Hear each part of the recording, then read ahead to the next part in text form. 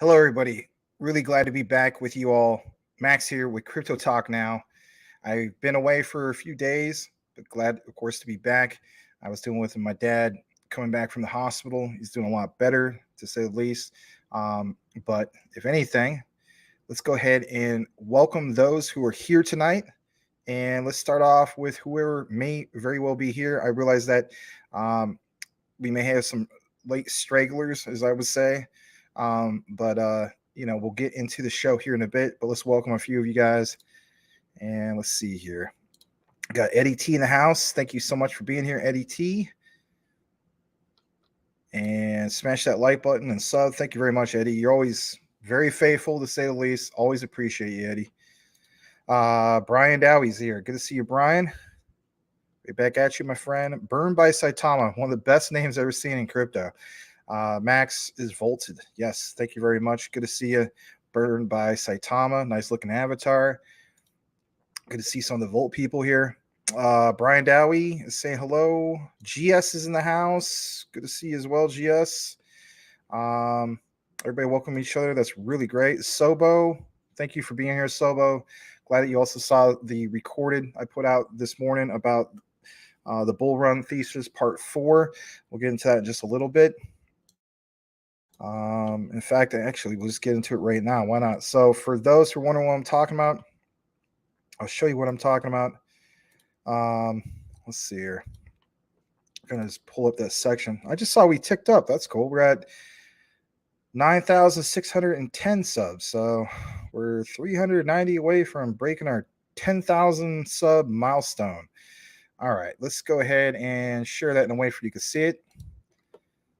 And here we go. All right.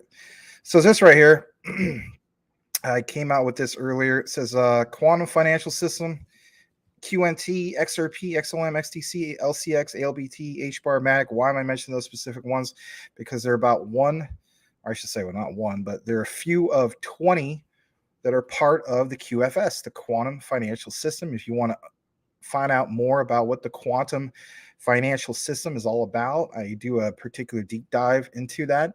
But yeah, it has a complete breakdown from beginning to end in regards to support the bull run thesis. It's not based on opinions. It's not based on emotions. It's based on actual data. So if that's your thing, go ahead and take a look into it sometime. That was our highlighted video of the day. We'll try to get some more content out for you guys. Probably will drop maybe tomorrow morning and so on. Larry's been working on a few particular things and so on, but he covered for me for the last few days. So glad to be back. Shout out to him. And if anything, yeah, we're gonna kick it back into the comments. Saw a few more people join. Thank you for being here. And again, thanks again, Sobo, for seeing and listening to our particular recorded content we had earlier. Wish him well. Thank you very much, Burned by Saitom. Really appreciate that. All right, let's see here. Let's go further down. I see XXI Gaming's in the house. Thanks for being here, XXI. Thanks for retweeting the show. Always appreciate you guys doing that. And to whoever else did it as well. Glad to hear my dad's doing better. Well, thanks, man. Really appreciate that, Brian. I never seen this particular person who is triple FTP channel. Thanks for being here. Nice jumbo. Was that jumbo jet? Cheers to you as well. Just a little soft drink, keep me hydrated, I guess you could say. Guys, if you haven't seen triple FTP, go ahead and give him the warm CTN network welcome. I'd like to, of course, welcome you as well. Burn thumbs up by the Wolfpack. That's funny. All right, let's go further down. Joyce is in the house. Joyce, I want to state this. You were another one of those persons who I remember from the first time I ever did a show with Larry, way back in April. So there's a few names that stand out. You're definitely one of them. Thanks for, being here through, the good times and the bad of CTN. I can't thank you enough. All right, let's see who else is up in his house, as the saying goes. We have Tim Shea. Good to see you, Tim. Always really good to see you. Tim Shea's in the house. And let's see here. I recognize you, David Barnett. thanks for being back. If you're a person that serves, which I think you are, thank you for your service. Can't thank anybody enough for the service, to say the least. And let's go further down. Yep, good to see you again, XXI. Always good to see you, man. And I'll really, really appreciate you doing those retweets. It really, really helps getting our show out to more people. And speaking of which, if you guys haven't done so already, how about this for size? This right here. Boom. Yes, smash that like button. Why do content creators put so much emphasis on it? You want to know why you put so much emphasis on it?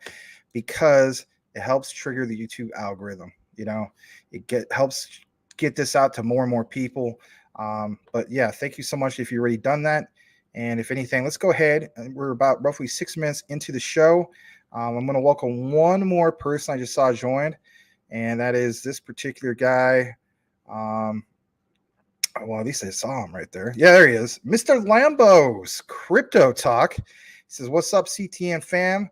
Well, what's up, Mr. Lambos? Good to see you here. Just thought I'd give you a welcome before I kicked it into the actual show. But yeah, let's go ahead and do that right now. We have quite a bit of news for you guys. Lots of quant, XRP, believe it or not. A little bit of XLM. How about that? You're like, wow, that must have been really hard. You must have had to, dig through the haystack, find the needle of XLM. Yeah, a little bit, but it's a little particular interview with Danielle Dixon of XLM, or Stellar, I should say. So let's go ahead and get into that right now. All right, it's going to highlight that particular comment. All right, so if anything, we're going to start things off with quant. Believe it or not, we have quite a bit of information for you guys in regards to quant. So there's some specific news that dropped, and of course, shout out to the great Greg Lunt for sharing this. I thought it was pretty significant, to say the least. But just like you see right here, it states new Morgan Stanley recognizes, or I should say new Morgan Stanley, but it says, this is breaking news, new, whatever you want to call it. Morgan Stanley recognizes quant, and that's the main thing, takeaway you want here. It's always great to see top tier companies recognize quant, because if anything, these are always positive catalysts and so on. But let's face it, when it comes to quant, they literally just, have they have a line, if you will, like an assembly line, if you will, of ones that just recognize quant, is what I'm basically trying to say.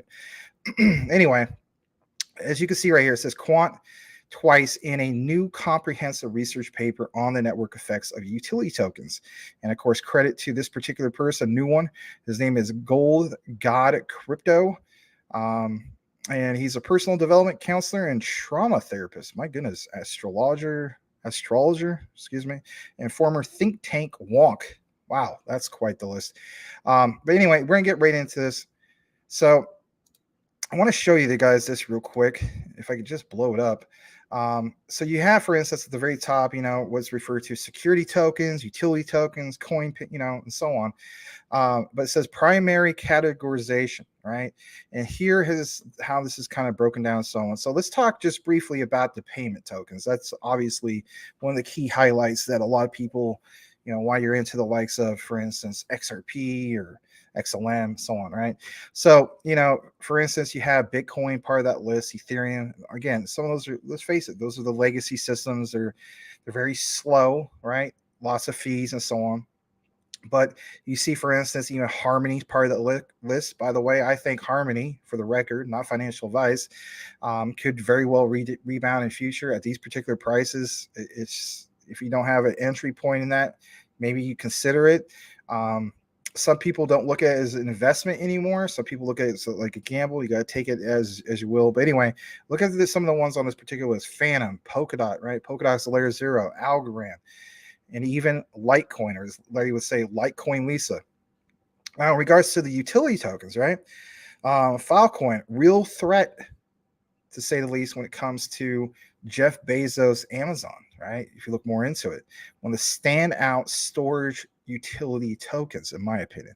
I'm personally invested into the graph, but look at one of the ones listed here, right?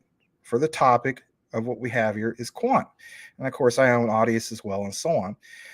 But When we jump more into this, you will also see on this other exhibit 38 different wrappers to invest in Web3 startups. You see, for instance, liquid tokens, right? So, you have Quant, which is it states investment in coins and tokens with focus on liquidity, traded through a decentralized and even a centralized exchange. Now, when we jump more into this, if you're wondering why am I putting emphasis on this, or why does, for instance, Greg Lunt talk about this, we need to understand a little bit more in regards to the network effects before we kick it back into the specific comments. So it states, understanding the network effects is key to choosing the right investments. Today's thread looks at some difference, or I should say, at some different NE models and whether Quant Network is in a position, to reap the rewards of this phenomenon. Of course, I always talk about quant. I love talking about quant because I realize there's insane upside potential for the likes of quant. So it says, first, let's start with the definition of quote unquote network. Now, a lot of us already know some of this, but I'm going to get to some of the nitty gritty because I think you guys appreciate that. So let's just go ahead and start things off. It says, generally speaking, a network is an interconnected system of people and things. Yeah, no doubt for the most part, right? But for some people, you don't know this, right? So for instance, there's Oracle, there's, for instance, there's networks, there's server networks, et cetera, right? But look at this. Networks, if you didn't know about it, are made up of two main components, nodes and links. And this is something that's going to be brought up quite a bit. Again, part of the show is called Dyor with Max, but I'm going to get into some of the juicy stuff. So it says nodes are the participants in the networks, for instance, users, devices, buyers, sellers, etc. Links are the connections between different nodes or groups of the nodes in the network. Now, listen to this. So why should you care about this? Well, you need to understand the network effects.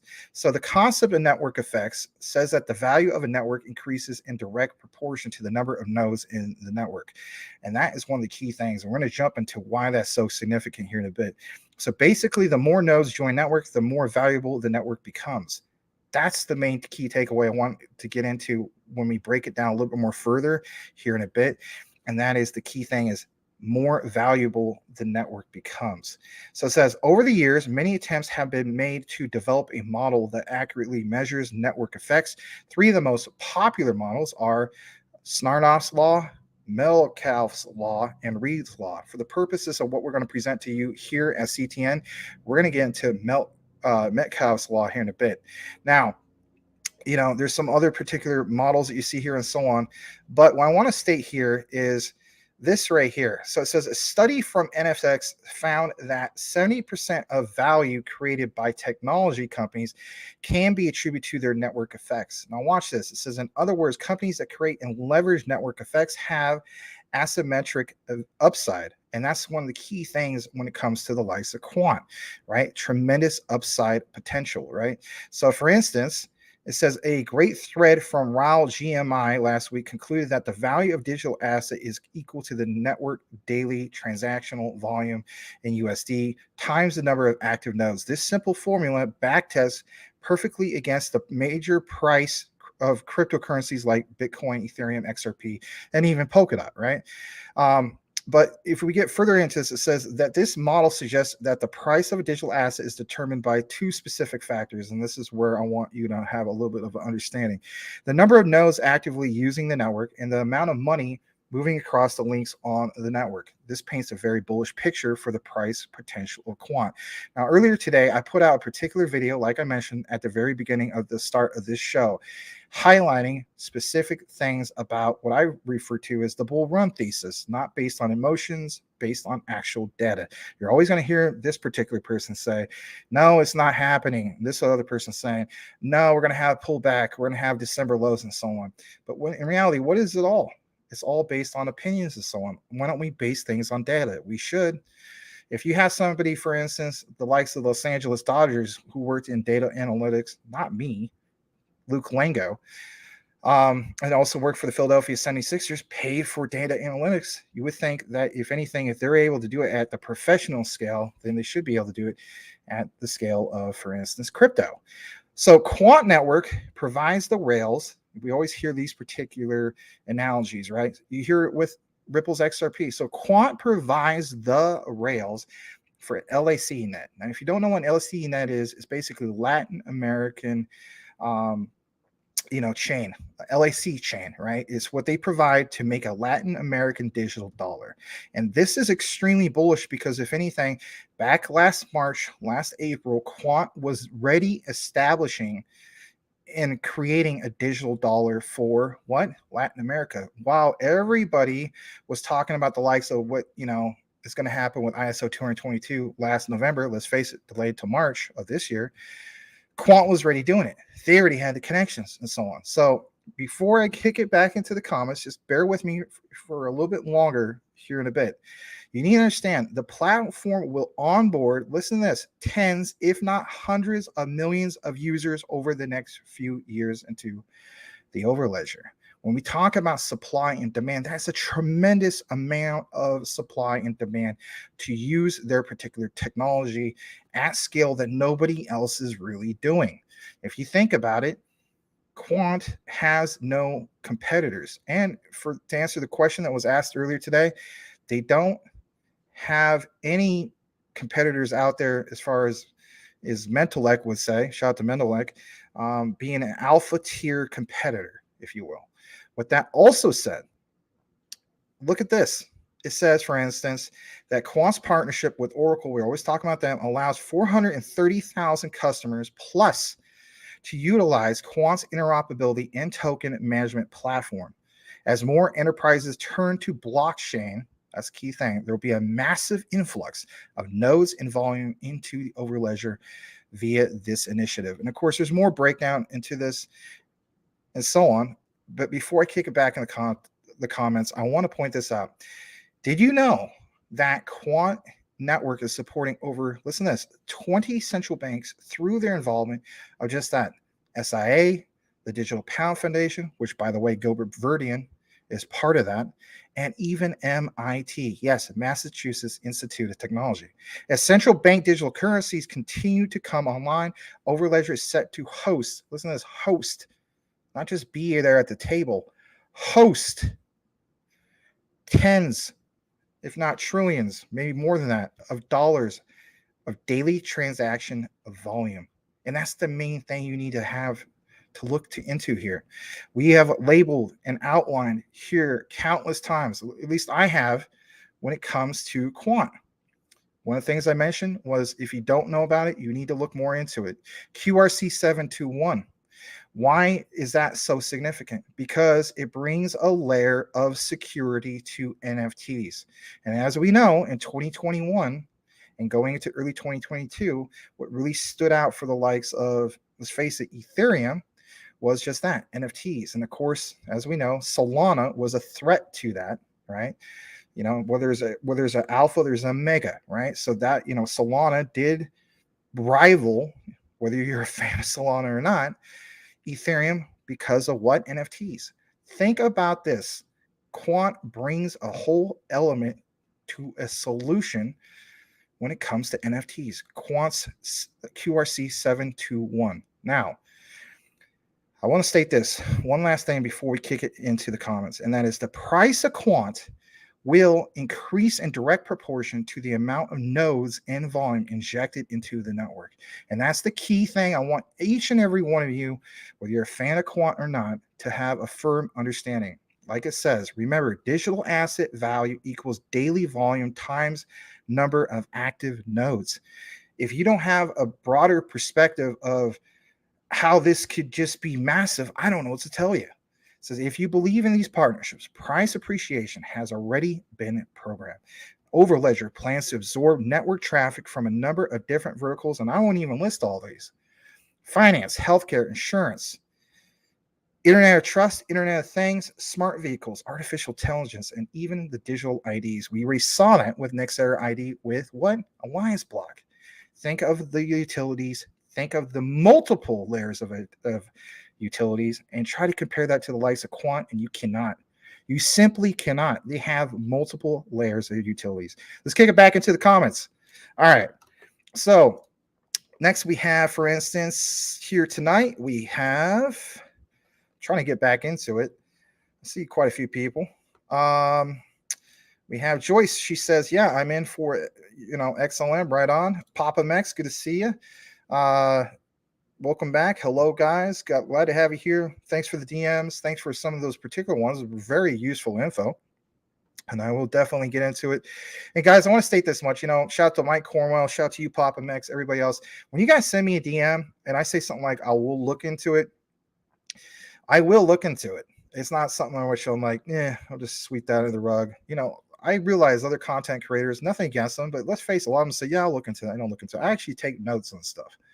And if anything, I want to know some really great, info, especially if it's breaking news or anything that's important like that. So don't think I just sweep things under the rug. I always appreciate whatever you do share with me. You may give me some recommendations in regards to check out specific projects and so on.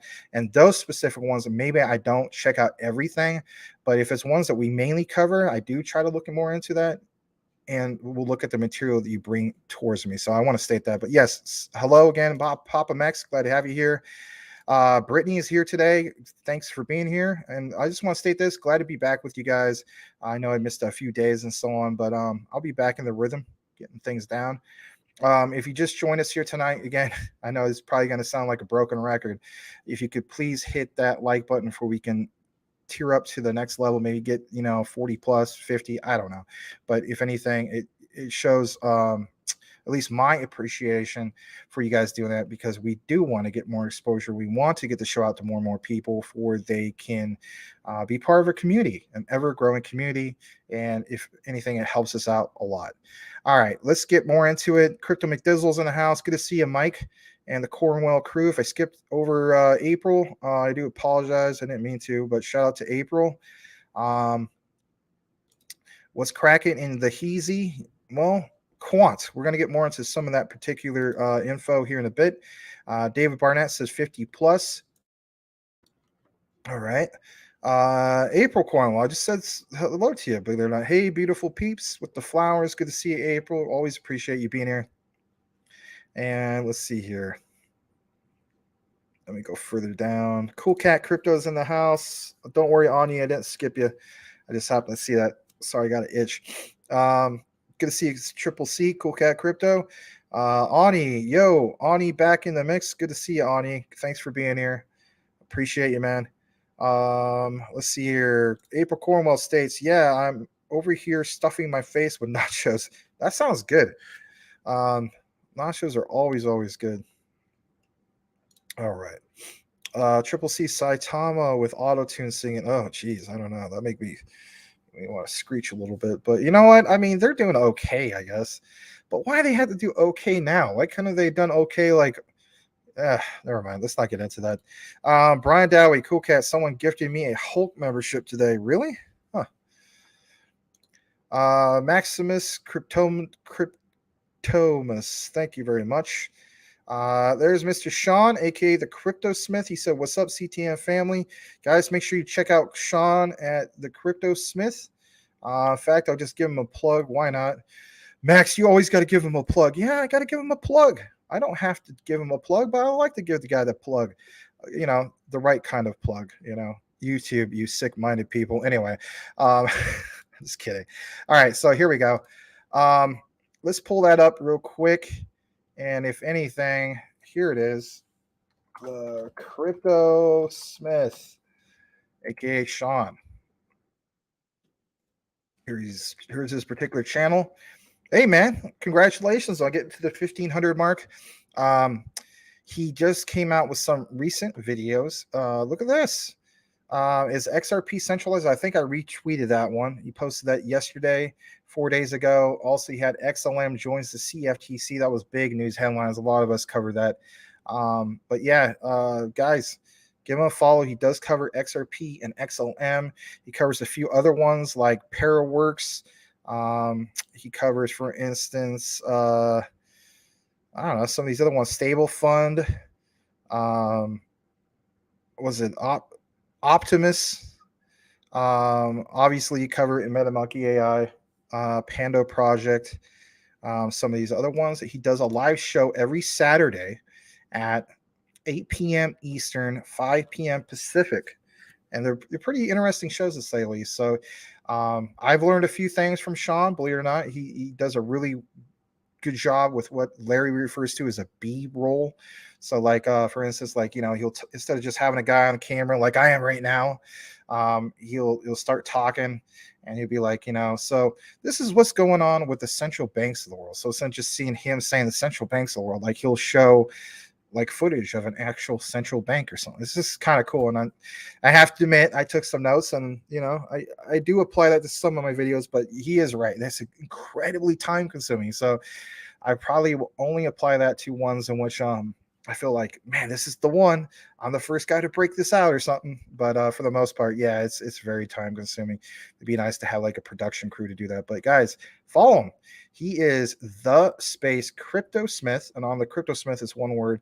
Help a brother out, member of our particular CTN network family, great content creator, Sean the Crypto Smith. All right. Let's kick it back to the comments. Let's see here. We have 40 people. Thanks for being here tonight. If you haven't done so already, consider changing your avatar to something that speaks more about who you are and what you're all about. If you want, you don't have to. Any questions or comments you have, especially if you're new to crypto or you're a seasoned veteran, whatever the case be, we have a very welcoming audience. They won't try to bite your head off. They're not going to try to be a keyboard warrior, like you're not playing some video game and somebody's just like, yeah, noob, you're such a Doge noob or something like that. Nah, not like that. So welcome. And we're all on a particular path, a particular crypto journey. And we were all new at one point. All right, let's get more further into the comments. We have Kevin Cook. He says he thought DAG was only layer 0. I need to research more Constellation DAG. It is on my particular list for a deep dive. Again, be out on the lookout for that. But some of our members of the audience probably could answer that a little bit better than I could. I know some of you guys are into DAG. Just off of the surface, I'm impressed with DAG. I really like the Air Force connection. Kind of reminds me similar to what XDC brings to the table as far as being a military grade blockchain. All right. Let's see here. Yeah, see, people giving Sean some love. That's cool. Let me get further down. Let's see here. Let's see who else is here. Big Watch Dude's in the house. Good to see you, Big Watch Dude. Got the X gonna give it to you. What's up, Max, the CTM fam? Good to see you this morning, Max. Well, thanks, man. Yeah, I was glad to be able to support Daniel. I know he's grinding away, man. It's hard to, want to continue to try to do things and so on, but he loves talking about crypto and so on. So I think it'd be more than fun. Anyway, let me go further down. Edward Vincent's in the house. Good to see you, old friend. Max, super glad to hear about your paw. Doing better. Thank you very much, Edward. Appreciate that. Super glad to see you're back, Sir Woot. Do your own research. Yes. See, we have about 45 people. Again, if you haven't hit the like, please do so. It's not that I'm begging for likes, but it does help. But yeah, good to see you, Edward. Hopefully everything's good for you over at the top shelf. And we have Larry right there. Hit the like button. Thank you very much. Let's scroll further down. Let's see where we're at. Hold on a second. Here's a guy getting to business. New thanks for the great info. Well, thank you very much. Thank you for being here. Haven't seen you before. Pretty cool avatar you got there, by the way. But yeah, welcome, guys. Let's welcome Getting to Business. If you haven't done so already, I would say, change your avatar, but you already have a custom avatar, so that's awesome. Tell us more about who you are, what you're about.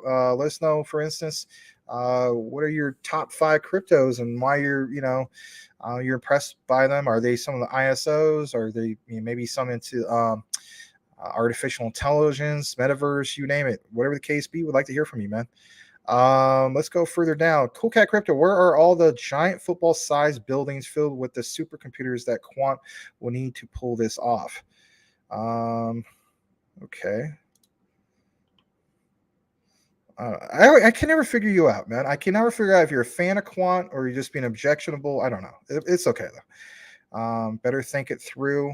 Okay. I thought it more than through though. Getting to business for they can LOL. I always say that. Yeah. All right. Let's see here. Green Candle Fanatic. Hey, peeps. Good to see you here, Green Candle Fanatic. And also thank you for retweeting the show. All right. There's a lot of comments. Really appreciate it. I want to welcome Grizzly Bear Greg. here. Also, Russell C. Dag nodes for life-changing passive income. Bachtron is back. Good to see you, Bach. And then I will state this: I have made all my max plays.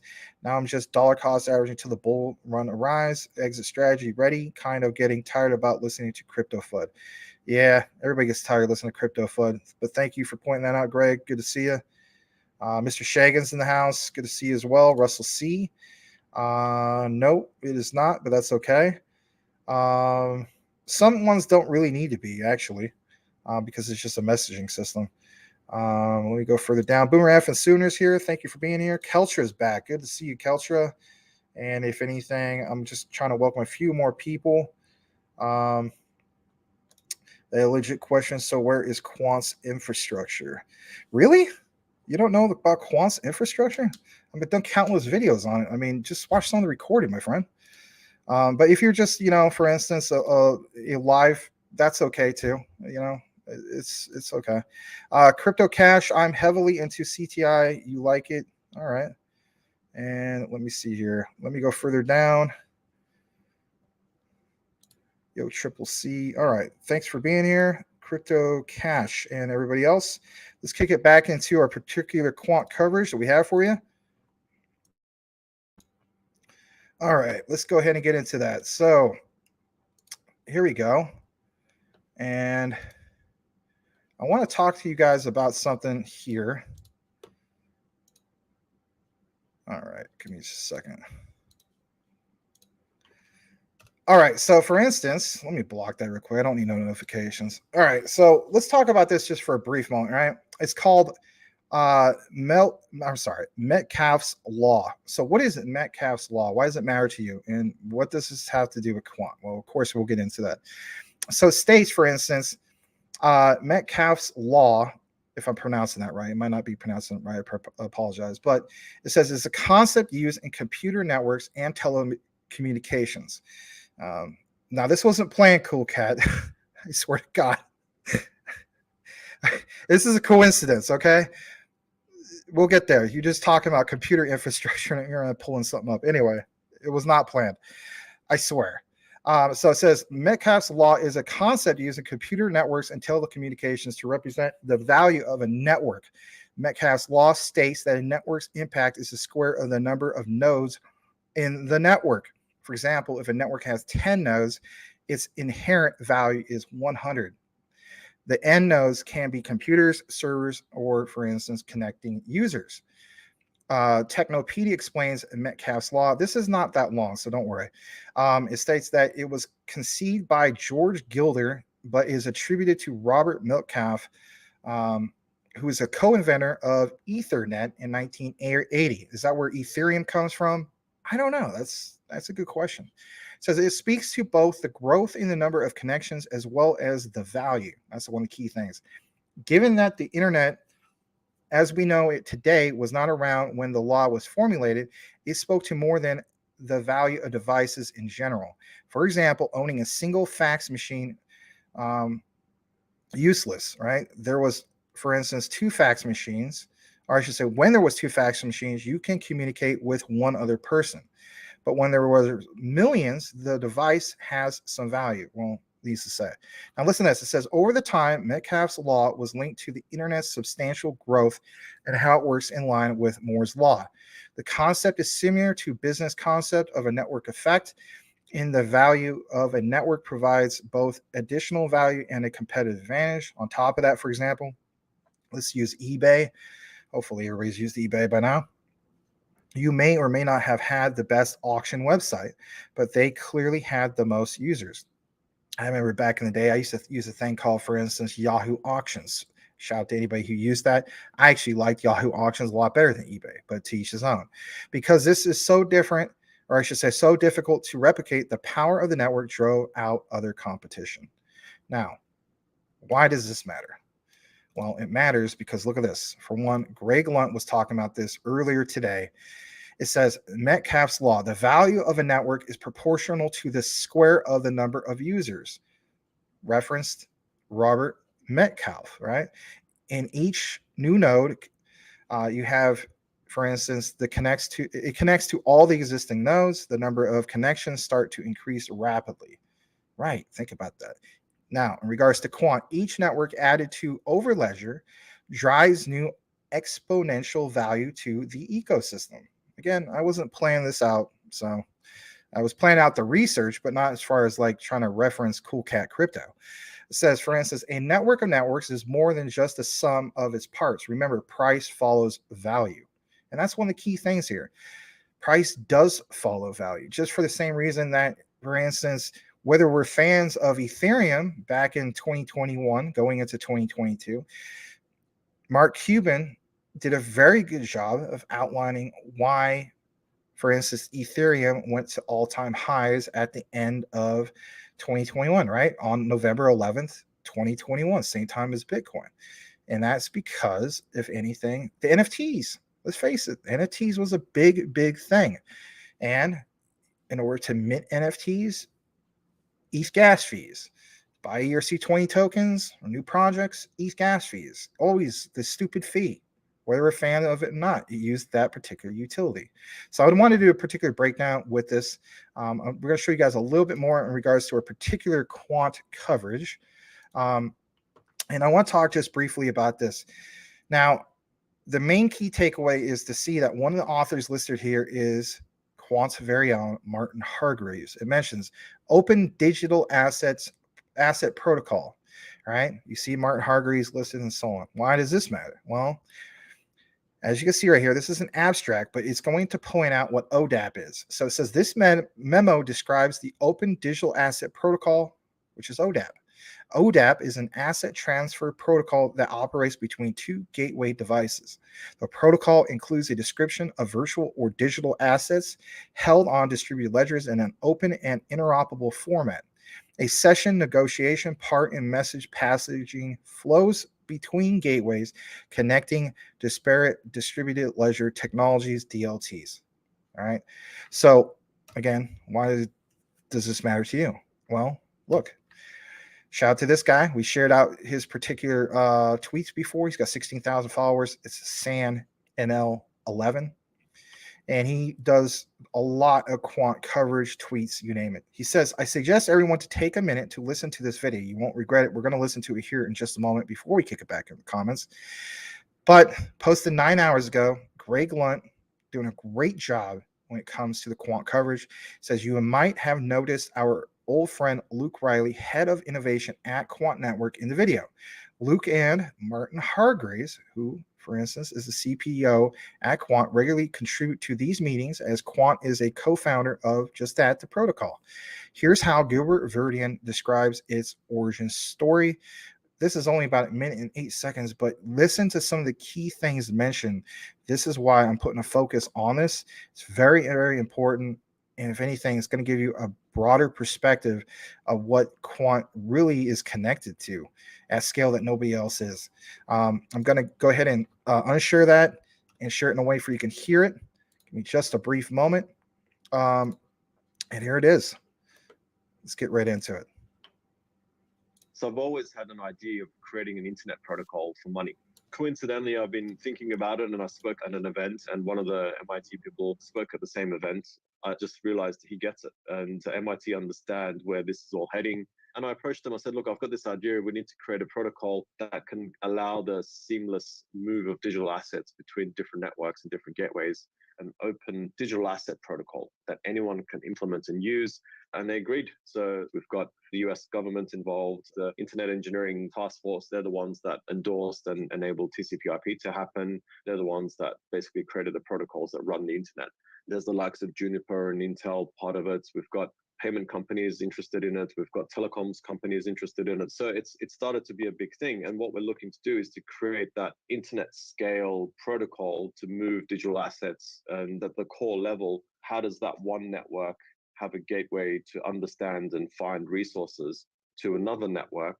And so that's what we're tackling, which is much larger. All right, so shout out to Greg Lunt for sharing this. He always does a good job. I mean, of course, this guy retweeted it basically, but was glad to present it to you guys. Let's kick it back into the comments. I want to welcome, for instance, a few people here. I did skip over a few, but I just saw your names. Crypto High, good evening, Max, the CTM family. Good to see you. Watermelon Sugar Crypto Highs, Larry would state. Salamander, hello, Maximum Overdrive. Let's see here. Let's see. And Salamander, I saw that you were here. Welcome. Let's go further down into the comments. Backtron, in a few years, hope we all make yacht money. Yeah, to say the least. With LCX, ALBT, and Quant. For instance, let's see here. Backtron, hi Tim, Max, and all. Hello, Boomer. Yeah, that's a good point, though. I mean, I would like to. We all are, have different goals and so on. But yeah, it'd be really incredible. Backtron says LCX ALBT consolidating for yet another pump. LCX hitting 500 million market cap soon, 5x from here. Yeah, could very well be. I'm waiting for a pullback because I don't want to get into anything while it's like pumping like 10 or 15% or more. That just doesn't make sense to me. But anyway, watermelon and beer. Yeah. All right. Let me see. GS Angry Orchard has been my thing lately. Oh, okay. The hard apple or the hard I think that's what it is. It's basically like hard apple juice, if you will. I've had that a long time ago. Backtron, wonder why ALPT isn't on BNB. Coinbase is strange. I think they'll eventually be on Binance. Binance been buying up quite a bit. We've been outlining that for a while now in regards to just that. They've been buying quite a bit of it up. On top of that, I don't know about Coinbase, but you never know. All right, let's go further down. Backtron states, imagine that Tim ALBT will moonshot. Yeah, that'd be cool. All right. Honey, I Shrunk the Kids must be going to run the whole global system from his lap. I don't know what you're referring to in that. Sorry. It's enjoyable to drink. LOL, some beers is like work. Says GS. Hope they stay low for a while for us to load up. LCX and the LBT. Yeah, I hope that as well. Let's go further down.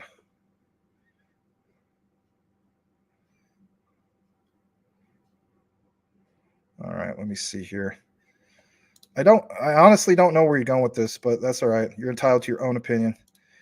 Tim Shea, Bach, I was going to get ALBT today, but got Flare instead. I saw it was over 10 cents, getting picky. Don't want to buy high. Good point.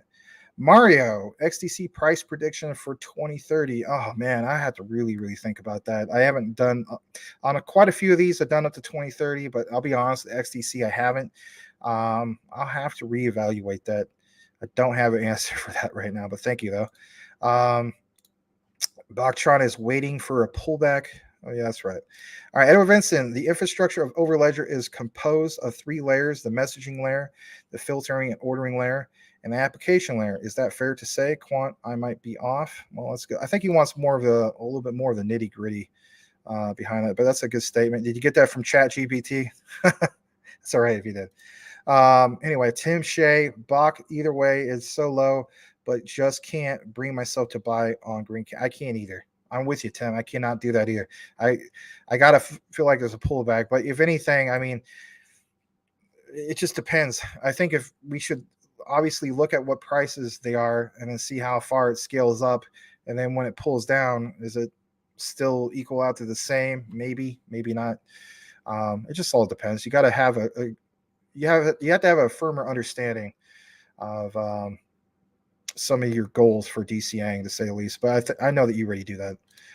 Thoughts on ArcBlot ABT? I don't have any thoughts on that particular one. I know some of you got the other guys are into it. When I first saw that, like, I don't know, maybe 6 months ago, I used to think, oh, somebody had an ALBT typo. But you're right, it is such a thing, ArcBlot. I don't have any thoughts on it. I haven't properly researched it. I'd like to hear from more people, though. Larry says Gilbert looks like the guy from Honey, I Shrunk the Kids. Oh, okay, gotcha. Bro, I'm telling you, Quant has zero infrastructure, supercomputers. I do any of this stuff. Very simple, not my opinion, it's just a fact. Okay, fair enough. I mean, my thing is, I mean, I also worked in IT for 20 plus years, but if you don't see it, you don't see it. I mean, I'm not going to force you on it. I know you're a big fan of what you're into and so on, and we welcome that.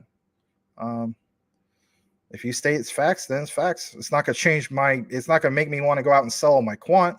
I'll state that much. Backtron, yeah, I don't mean no disrespect in that way, but I mean, it is what it is. I see other people in the comments, not on the live, but in the recorded, they just don't see it. If you don't see it, I mean, I don't work for Quant. I'm not trying to get people necessarily. I report on news on Quant and so on, but I'm not trying to, for instance, it's not like we're saying goes, it's not financial advice. So why would I want to twist your arm or anybody else's? Vectron, yeah, learned the hard way. FOMO, chasing green candles is never a good thing. Keeping that average in check. Good point. Maybe Quant is planning on investing $200 billion into one. As of now, they have nothing. Okay, fair enough. Edward Vincent, combination of Quant Overledger white paper and ripped some information and threw it in there. Vectron states ABT's been pumping, low cap will shine, matter of time. That's a good point. And you want DCA. A lot of people are DCAing into multiple projects as we speak, not just the ISOs, let's face it. For instance, we covered a little bit about a little bit about Polygon earlier, and I still feel as though there's still opportunity there, even if we didn't come into, Polygon 40 cents, 60 cents cheaper compared to other people. All right. Salamander, I just bought 10 more quant. Thanks, Max. No problem. Again, I'm not even trying to convince Salamander to get quant. I just, just got reporting the news, seeing how I see it. So anyway, cool.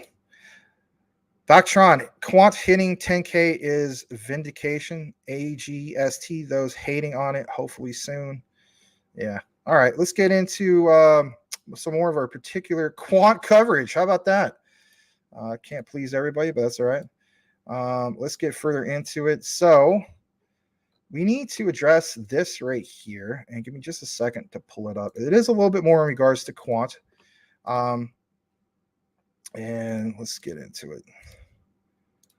All right, so it's this right here. I need to show you guys this real quick. So 6 Digital Exchange opens its door to euro-denominated bonds. All right, so it wasn't in regards to quant a while back, but we did talk about, I believe it was possibly it was XLM in regards to bonds. Yeah, it was. Larry did a particular recorded in regards to XLM, Stellar in regards to bonds. How about this for size? How about quant? Right.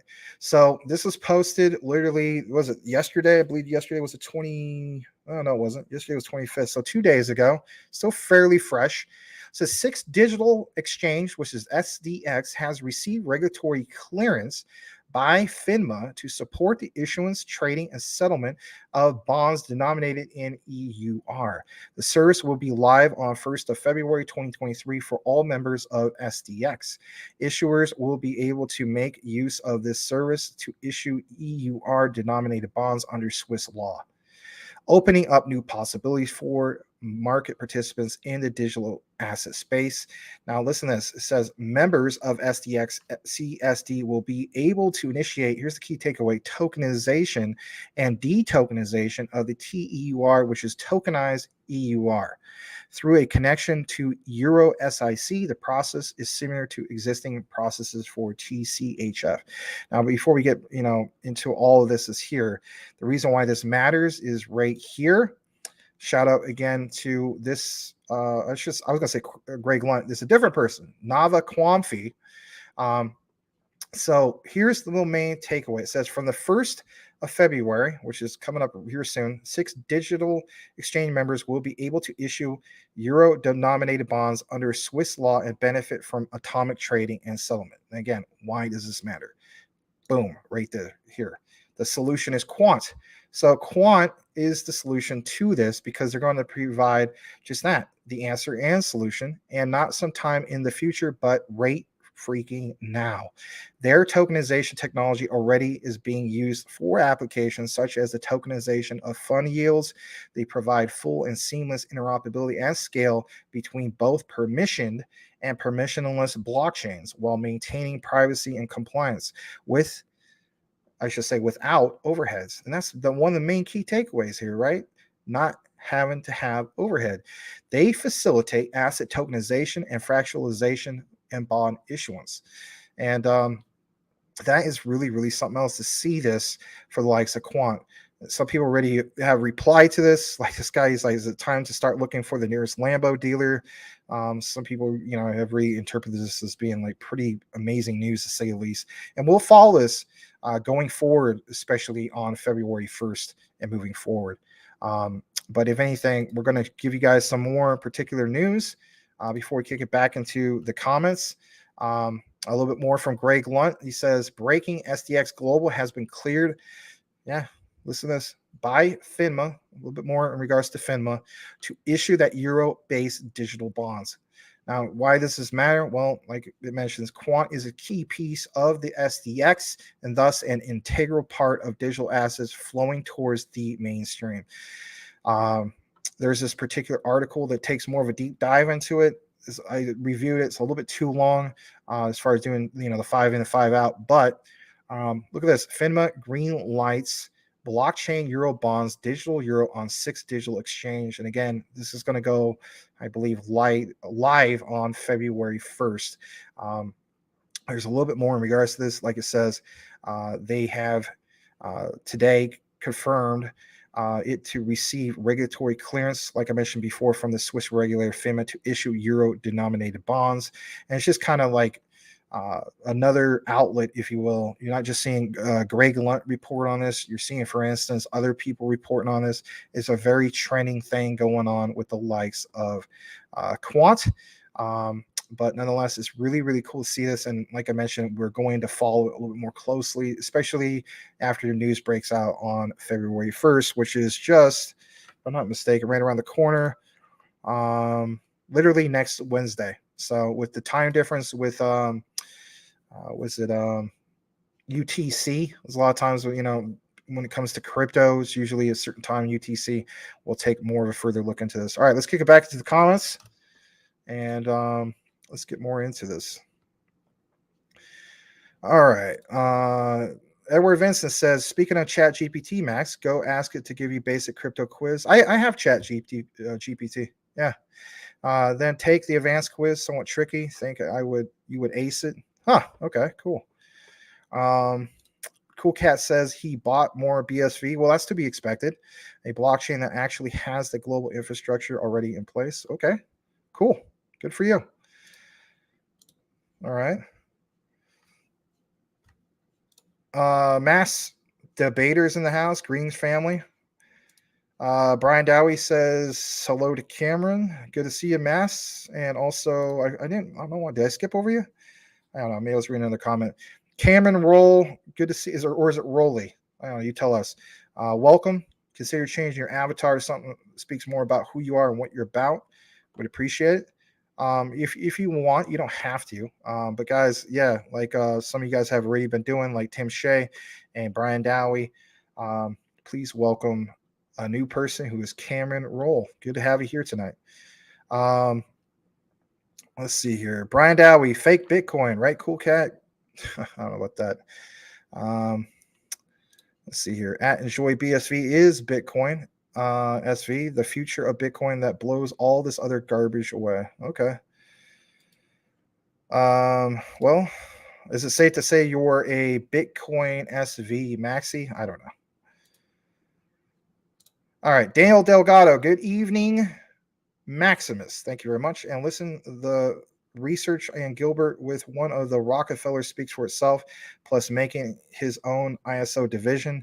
If you look up the actual word quant as a career, yeah, I mean, 20 plus years. I mean, I don't know if he's full of crap and all his connections, then somebody's pulling the wool over my eyes, I guess. And I guess all of us, if that's the case. But anyway, Brian Alley, big watch. He knows I'm messing around. To each their own, but yeah, exactly. All right. Salamander Quant Network is a blockchain project and is among the very few blockchains that are being used to interconnect different distributed ledgers as well as existing platforms, application, and networks. Yep. You guys know your stuff. Enjoyable lifestyle. BSV is not listed on Coinbase or Binance. That's a good point. Wayne side, do you think the bottom is in on Bitcoin? I think the bottom is higher than the bottom. I think their true bottom of it, we saw it briefly twice, and it was in the 15s. It touched it just briefly, right? So what was that, like 15.7, 15.6? I can't remember exactly. But when that happened, that was the second time that happened. That was right around the time of the FTX collapse. That was the true bottom. And as far as people saying, well, is it still bottom now? We're past bottom, in my opinion. That's just my opinion. Don't shoot the messenger. But I do base things on data, not opinions. Emmanuel, thank you for being here. He says, hi, Matt. Thanks for your heart. Well, I think you mean Max. That's okay. Maybe you're using text to speech. And if you are, I'll give you the benefit of that.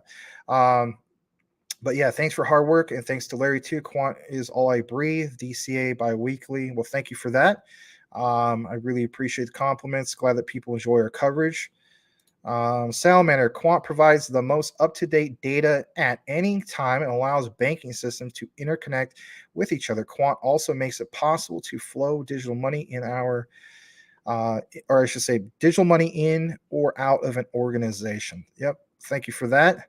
Not only that, I mean, what they're doing with the Latin American digital dollar, with doing, for instance, with the creating a CBDC for the UK. Heck, they're even doing work with the United States. Everybody thought the US was going to be the last to show up to the big show. Then you find out, for instance, the particular quant connection we haven't recorded in regards to outlining the quant connection. Some of you guys have seen that. Some of you guys have passed on it. That's okay.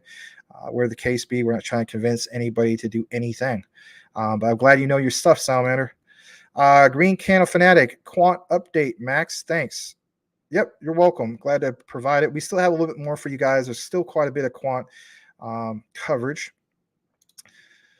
All right, KuCoin for BSV. Yep, I was aware of that actually. That's cool. Thanks for sharing that. BSV isn't on CDC either. At Triple C, where are you getting your stash? Okay, I don't know. Salamander Quant, its distributed ledgers eliminate, duplicate, reconcile. I can't even pronounce right now. It's been a long day. Sorry.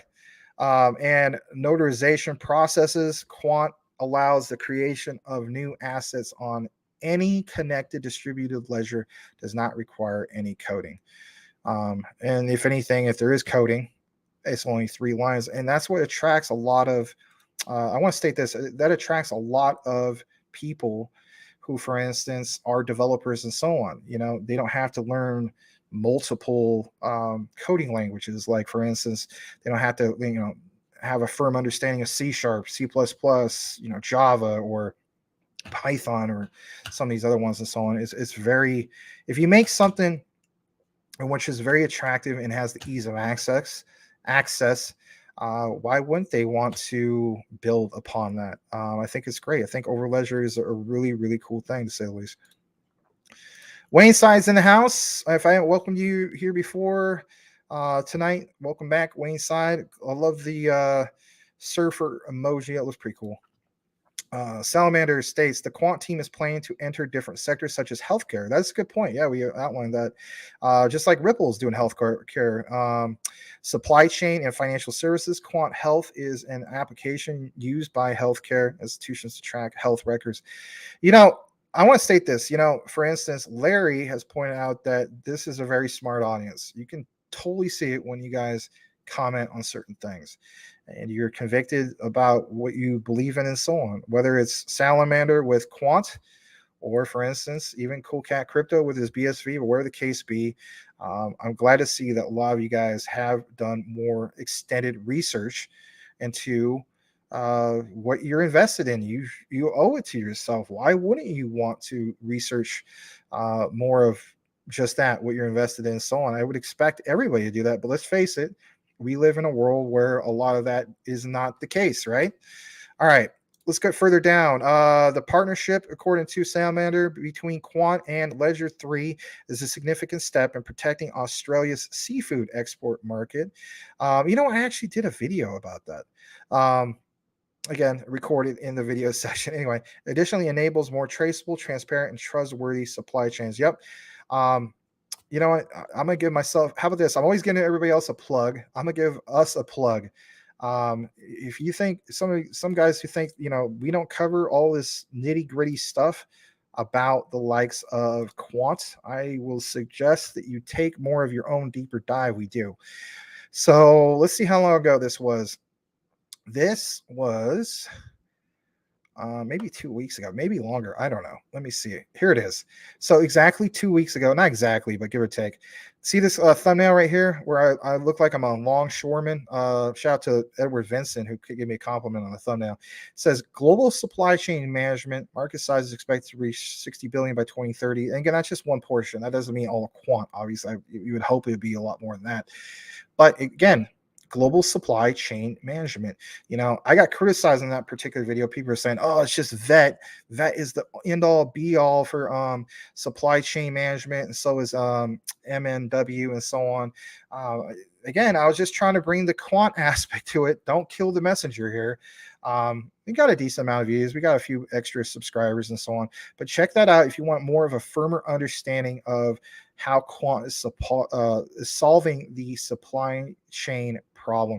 Glad to see Salamander in the comments pointing some of that out. But yeah, we did cover this. There it is, proof in the pudding. That was a deep dive. That was quite the deep dive. That was about 30 minutes, but I was glad to bring it to you guys. But yeah, absolutely, it does enable more traceable, transparent, and trustworthy supply chains. Thanks for that, Salamander. Tim Shea, BSV, the original Bitcoin. The current Bitcoin is a fork and moves so much slower. Yep, that's a good point. I have at least looked more into that. And don't get me wrong. I mean, BSV is one I was thinking about getting at least a handful. I mean, I would like to own a lot of all this stuff, but when I added it all up, I'm like looking at like at least 24, 25K. I need to shorten that down a little bit more. I have more than enough invested in crypto. I'm more than comfortable with a lot of my particular investments, but let's face it, a lot of us would love to own that much more of these, especially when things start to take off. Salamander also states, Quant, the major limitation of present day blockchain is the inability to interconnect with one another. However, the Overledger integrates old and advanced blockchains together. Salamander also states we can operate Quant Overledger on any cloud platform such as Amazon Web Services, AWS. Furthermore, institutions can also track individual identities across connected platforms for KYC. Very good, Salamander. Knocking it out of the park, man. Thank you. Tim Shea, why not get some of each? I would agree. All right, UK Flow, I should say. Any quant staking news? I don't have any staking news in regards to quant at the moment. I know that you can stake on Binance. I don't think you can stake on Binance US. In fact, I'm a state you cannot. Last I checked. There's some other places that you could stake it at, but I never used them personally, so I'm not going to mention them. But yeah, it's if you're out, well, you might be in the UK, so there's your answer. You could stake on Binance. As far as the APR, I don't know exactly what that is, but I would say Binance is probably the biggest player out there in regards to staking, if that's the thing you want to do. And UK Flow, welcome, guys. I never seen UK Flow before. UK Flow, consider changing your avatar. Something speaks more of who you are, what you're about, and we'd like to see more of you, hopefully. Thanks for joining us at Crypto Talk Now. Salamander states, Quant, QNT is an ERC20 token. It is compatible with the Atomic Wallet or Exodus Wallet. It can be stored in a hardware wallet like Trezor, or a ledger device is also used to pay network fees. Very, very good point. All right, Tim Shea says, hello to UK Flow. Backtrump, please, Quant, pull back so I can buy a little bit more. Yeah, to say the least. Rafael Santos is in the house. Good to see you, Rafael, as always. Shout out to you and the Philippine Islands. That's where my mom was born and raised in. And let's see here. Let's see. Go further down. Rafael Santos, hello, Sir Tim. ALBT is still good though. The market is down big. Yep. Sorry, I didn't see your super chat until now, my friend. Tim Shea says it does move faster. I've tried both. I'm about how late am I? About 5 minutes late, so not too bad. Salamander, any more questions on Quant? Let me know. Quant will be bigger than Bitcoin. Buy more QNT, XRP, XDC, LCX, and HBAR. That's the way I look at it. All those are ones. The only one I don't have yet is LCX and HBAR. I might finally just pull the trigger on HBAR because last I checked, give me just a second, I'm still in like the 6 cent range, which is not too bad. I'm just going to pull that up real quick. And by the way, Salamander, thank you so much for the super chat. Really appreciate it. So we have, for instance, close to 7 cents for Hedera's HBAR. You guys, for instance, some of you have been into it a lot longer than most. I do see all-time lows was all the way back in January of 2020. It was a little bit above a penny. As far as recent, this was as low as slightly under 4 cents towards the end or beginning of this year. So it's not. It's done a little bit over a 2x. Like I point out that after Davos, I felt as though it was going to do that. It did do that. Sometimes a lot of times I should say I catch a bottom on a lot of things. Other times I don't get to. It's called like real life circumstances. Having a bunch of medical bills on top of that don't really help any. But not making excuses or anything. But if anything, I am looking to get an entry point in this. I might finally do it tonight with some of the recent pullbacks. I have been watching, for instance, LCX real closely and ALBT to finally make an entry. Just going to double check that for you guys real quick. I know I don't have those pages shared right now.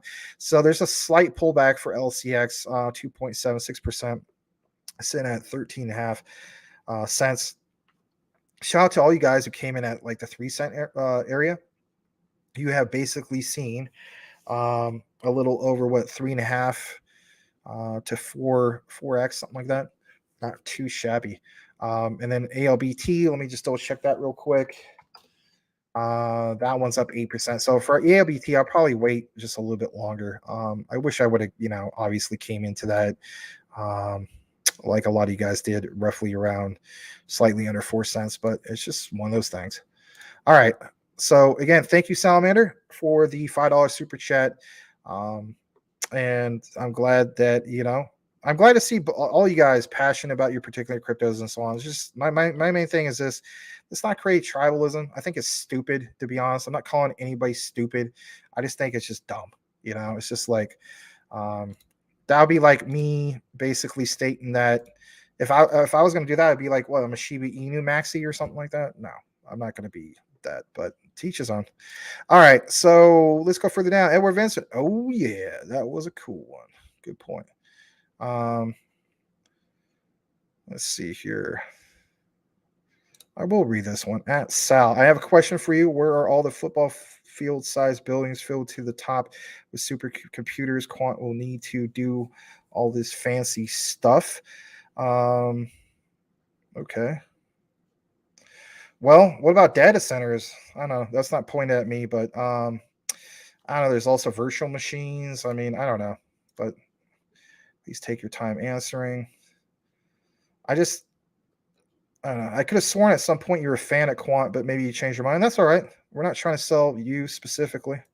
This isn't the Cool Cat Crypto Show. Even though you're watching Crypto Talk now, we do appreciate it. But anyway. All right. Fern J75. LCX is heating up again. 2.5% APY. Oh, is that from Binance? Okay. Thanks for reporting that. Welcome back, Fern J75. Good to see you. Let's see here. Sal must be buying more quant hands. Oh, you're referring to Salamander. My bad. Well, that's your guys' own little whatever.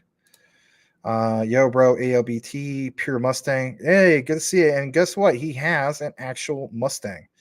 Now, my favorite year of the Mustang is the 1967 Ford Mustang with that fastback window. Just like the one in Gone 60 Seconds, right? That Nicolas Cage drove, the Eleanor car, if you will. That was the coolest looking year of Mustang. part of your where it has the YouTube symbol kind of blocks that. Let me just see if that is the particular one. Could be, might be. I don't know, but that was one cool Mustang. Anyway, all right. So Crypto Puppet. Oh my god. Sup chat laters. Well, you got to go. Good to see you, Crypto Puppet. If you had to go. Hey, hello to everybody. All right, let's get further back into the particular news coverage we have for you guys. Hopefully everybody's okay. If as the saying goes, if you're not yourself right now, maybe consider having a Snicker bar. You are not yourself without it. Maybe eat something, and just everybody calm down. Right? All right. All right, let's get more back into the news that we have for you guys. So let's see here. We talked about FINMA in regards to some of the particular coverage from SDX, the quant connection, and so on. On top of that, I do want to show you guys this before we get into the XRP news, and that is shout out to, for instance, Crypto Lulu. No, it's not a particular video from. I'll state this. He doesn't share that much anymore when it comes to like providing just like a quick news snippet. It's usually like, hey, here's what I got to state. And if you want to hear it, you got to watch it on my particular YouTube and so on. It's understandable. He's pretty huge influencer now, or content creator. But I do like what he shared here. And this is why I'm sharing it with you guys. So it says, for instance, the writing is on the wall. XRP, XLM, XDC, Algo, Quant, HBAR, JP Morgan, restyle graphic of the original. And let's face it, I mean, technically speaking, we've all seen one similar to this, but I like this one. I got ahead and retweet this. I will pin this later on to my profile. But I like the breakdown, and I love to see, for instance, obviously Quant right in center stage, right in the middle of this. But what's another one? Think about this that really stands out, guys. That isn't technically crypto, right? It's one of those partnerships. It's IBM, right? Definitely IBM. So, for instance, when it comes to Hedera's HBAR, right? IBM is a really, really powerful partnership that's part of that whole mix, right? And they obviously have partnerships with quite a few other ones that you see here. But yeah, really, broken down well, to say the least. Like to see it. Shout out to Crypto Lulu for making that new graphic. Or actually, he was giving the credit to this particular guy. My bad. But yeah, part of his particular network. Shout out to Crypto Lulu. On top of that, let's get right into the XRP news we have for you tonight. If you're just connecting, please smash that like button if you haven't done so already. Helps us get out to more out there. This one actually comes straight from Coach JV, believe it or not. So let me just go ahead and share that. And he states, the world is shifting and nothing will be the same. Listen to some of the things he mentions here. I mean, yeah, you could draw the connection that, it's XRP and so on, but it's not just specifically XRP. You're definitely going to hear, the XLM connection, heck, even HBAR, because what he's going to mention as far as the world going, quote unquote, green. Listen to this. The world is shifting and nothing will be the same. This is 3 minutes, and then we'll come back for some post commentary. Here we go. They are literally giving you the exact blueprint to their investment strategy and the future of America and the globe at Davos. The World Economic Forum, the wealthiest people in the world get together in Davos every single year. And they're dropping hint after hint after hint of what is happening. Now, there's a gentleman, I show the YouTube video link in my bio where I show you him breaking down exactly how it happened and how we're moving into clean energy, zero carbon. Now, think about that for just a moment. We went from industrial now to technical, Web 2.0 to Web 3.0. You need to understand that transition has investment implications. The old archaic banking system is done. Oil, gas, industry, using your hands, factories is done. We are moving into a brand new paradigm, mentally, physically, and spiritually. The new paradigm is blockchain technology. Okay. It is gas, solar, wind, energy efficient, moving from gas to electric. And these are things that you can understand to set up your future and your family for generational wealth. It's just like the 1900s when all this industry was coming in, factories were being built, and there was a group of people who saw this big transition that you can't stop. You're not going to stop the transition. It is here. Jerome Powell said, I'm worried about the middle class getting wiped out, leveraged towards technology. That's his words from the Fed, the head of the Fed. And here we are. We are now in the moment in time where everything is transitioning to a whole new world. We're going to be operating on blockchain technology, distributed ledger technology. Your banking system is switching right now as you speak. You will no longer have grocery store clerks. You will have autonomous cars. You are going to have everything peer-to-peer versus a third party. So pay attention. It's the greatest time in human history to finally switch your family's timeline. Number one, you need to become an intelligent investor. Number two is you need to surround yourself with the right like-minded people, because 99% of the people are not going to see this transition coming and are going to fudge you out of this. And number three is you need to understand wealth is here and wealth is here, and nothing will change in the physical world unless you change here and here. So check out my YouTube channel. Make sure you subscribe. Every day I'm breaking down the facts, figures, numbers, logic. Warriors, let's get your shit together. Let's go. Also in the bio, 7 days for free in 2023. Join my 120-day challenge. I'll see you on the inside. Love you guys. All right. Shout out to Coach JV. I thought that was pretty cool. And, you know, if you like a good morning show, they have a great morning show over at the 3T Warriors Academy. Not just Coach JV. There's Johnny Crypto, Abs, a few other ones and so on. They got a good thing going on over there, to say the least. All right. So prayers. Hi, Tim. Mr. J Crypto just got out of work. Well, welcome. Thank you for joining us here tonight. Yeah, I didn't mean nothing bad by that. Mr. J Crypto, is there a link to that specific video? Which specific video? Max, be careful, bro. Be careful. What? Did I do anything wrong? I don't think I did. Love y'all. It's in chat. See you later. All right. See you, Crypto Puppet. All right. Let me get back into our particular coverage. And if anything, let's get a little bit more into this. I think it's in regards to XRP. It is. We have back-to-back particular clips for you guys in regards to just that, Mr. Brad Garlinghouse. Let me just get back to our particular outline. Give me just a second because I want to get rid of a few of these tabs. All right, let me get into this. So, yeah, it's nothing that we shared with you guys before, but nonetheless, this is pretty cool to say the least. Says pay attention, and we have shared this particular guy's tweets and so on. Who is Riz at Riz XRP? Been following him for a while. He always has good information, but he snipped this one pretty well. It says pay attention, XRP.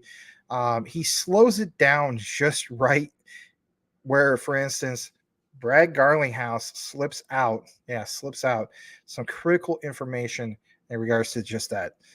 Ripple's XRP. Slightly over 2 minutes, and then we'll come right back. Here we go. You know, well over half of our total transaction volume, because we do have a fiat and XRP enabled product called on-demand liquidity. Over half of all of our transactions go through XRP now. Over half of all of our transactions go through XRP now.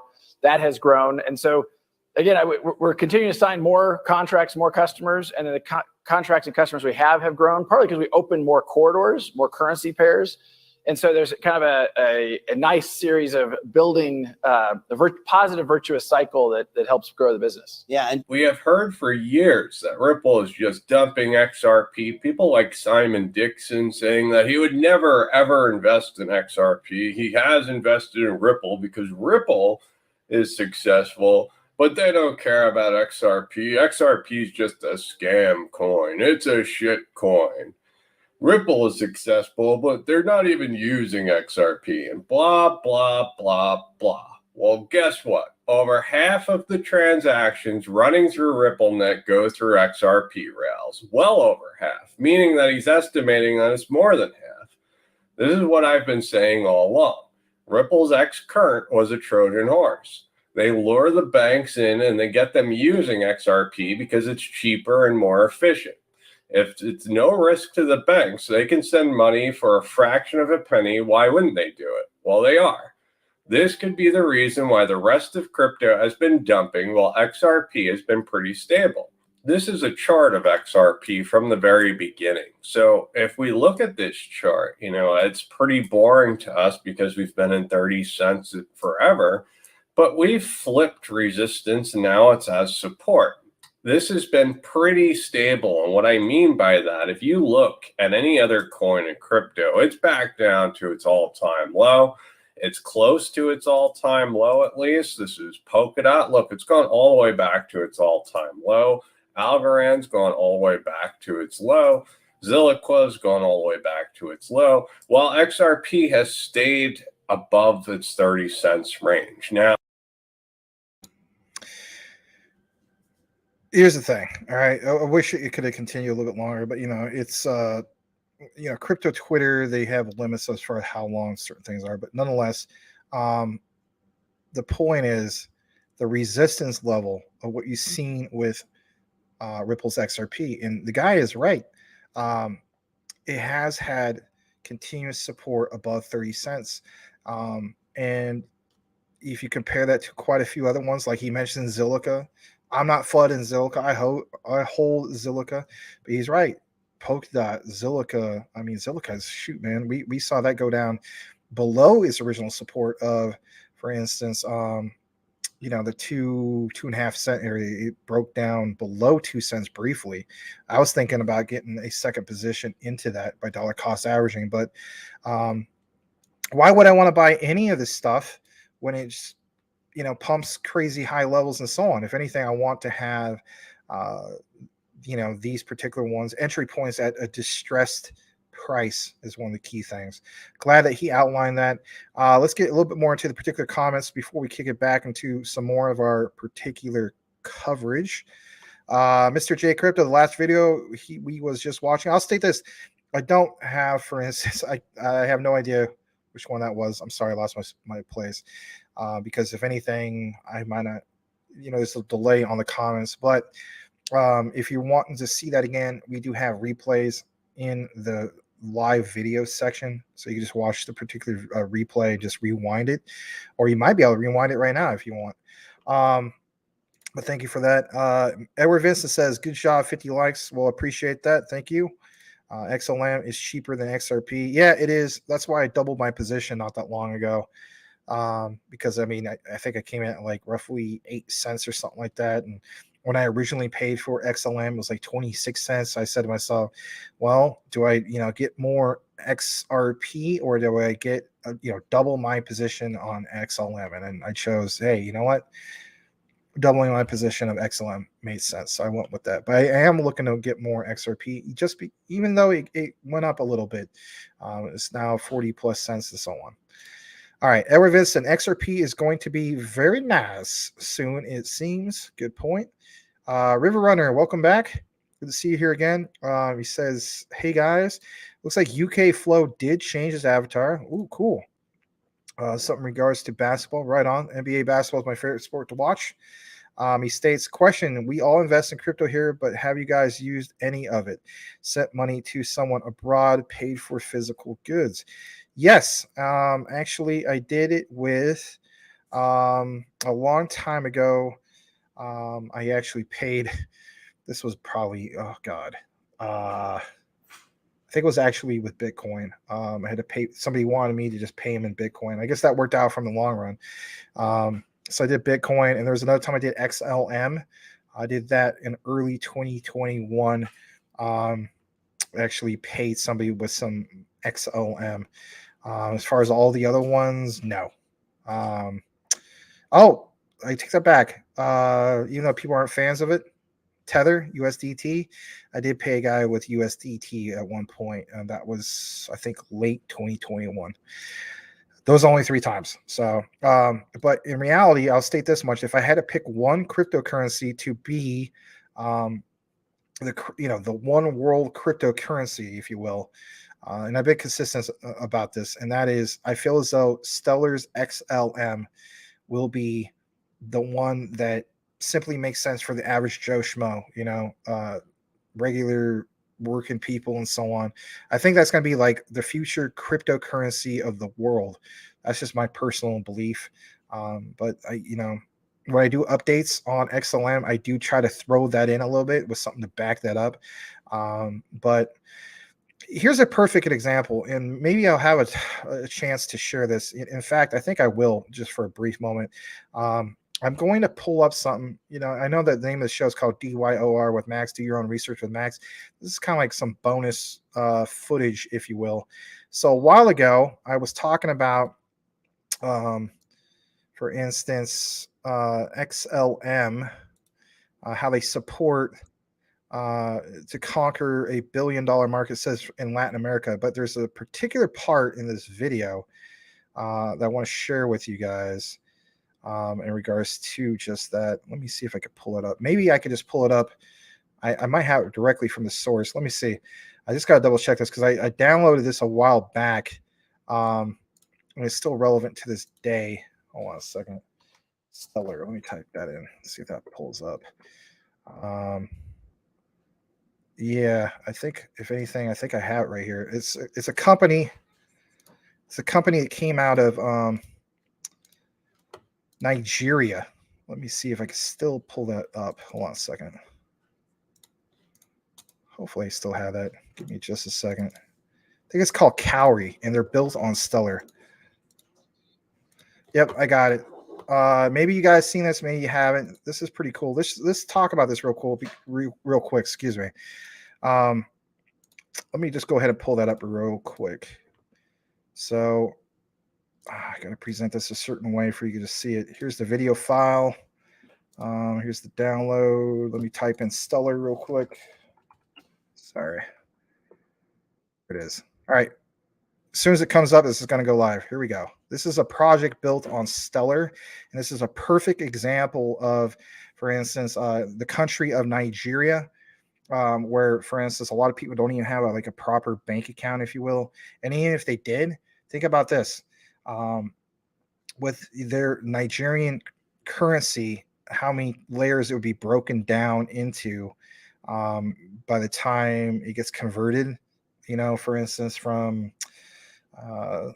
I forgot the particular currency, the name of it. Maybe it's called Naira. I forgot what the name of it. Anyway, the point is, it's good that we have Stellar's technology with XLM, because it still allows various different currencies of the world to hold their value.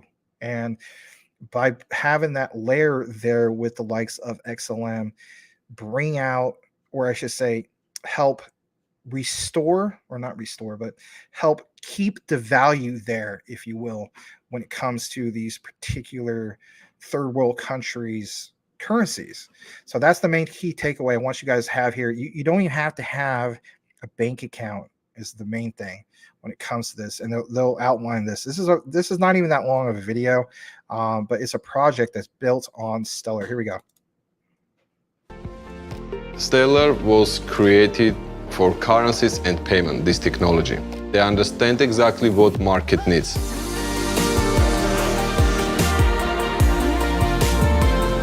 Lagos is a very vibrant, aquatic city.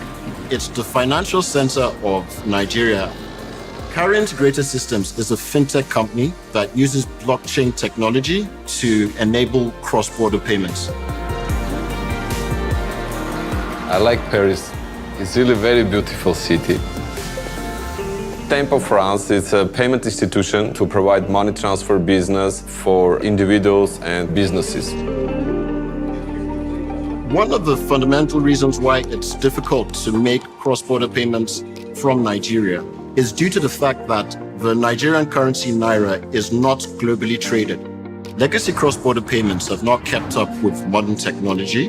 Whenever customers have to make payments, they normally have to go through many intermediaries, which leads to a loss of value and makes their payments more expensive. When we joined the Anchor program, we came across Tempo. Tempo is a stellar anchor, and that means they issue a token that represents euro currency. Cowry, we issue a token that represents the Nigerian currency. And in our partnership with Tempo, we transact over the Stellar network where we trade these tokens. Immediately, Euro becomes EUROT, EUROT becomes Nigerian NGNT, and then NGNT becomes Nigerian Naira. What Stellar can give you is liquidity for your currency, and also payments are regulated correctly by all the jurisdictions served by Stellar. Clients can check any transaction from the beginning to the end. We started out by serving mostly retail users, people who would purchase cryptocurrency. But ever since we opened up the Nigerian-European corridor, we're able to acquire business clients, and we've seen a lot of growth ever since then. Transaction time, which means speed, it takes less than 10 seconds, and we increased our business 5 times during 1 year. We've seen 5 times growth in daily payments over the last year. Today, we send 500,000 euro per week from Nigeria to Europe. We are not going to stop only with Nigerian market. We are going to grow and extend our business in many countries and worldwide. We're really looking forward to having global coverage for our cross-border payments business.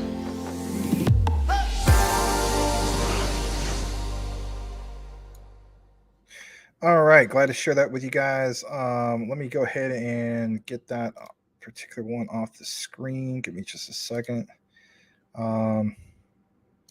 There we go. All right, so yeah, that was a great question, UK Flow, and thanks for changing your avatar. Appreciate it. So yeah, I answered that question earlier. Want to welcome Cody Core. We're about an hour and a half into the show. Good to see you, Cody. Mr. J Crypto, in gas fees, XLM is cheaper than XRP, and that's to be expected, to be honest. I mean, think about it, right? You're talking about the difference between a peer-to-peer payment and a bank-to-bank payment, basically, when it comes to the likes of Ripple's XRP. I mean, even from traditional banks, if you think about it, right, fees from banks are going to be a lot more than fees from, traditional, I should say traditional, but a peer-to-peer payment. Like, for instance, you're going to buy a money order, for instance, right? Like money orders, they used to be pretty cheap. I used to be able to buy a money order for like about, 10 cents. Now they've gone way up to like 50 cents, but let's face it, inflation and so on. But yeah, that's to be expected. Boost and Flow. I remember you're from, for instance, the recorded section. You're always giving me, for instance, particular tips, and that's okay. I appreciate it. I could take it.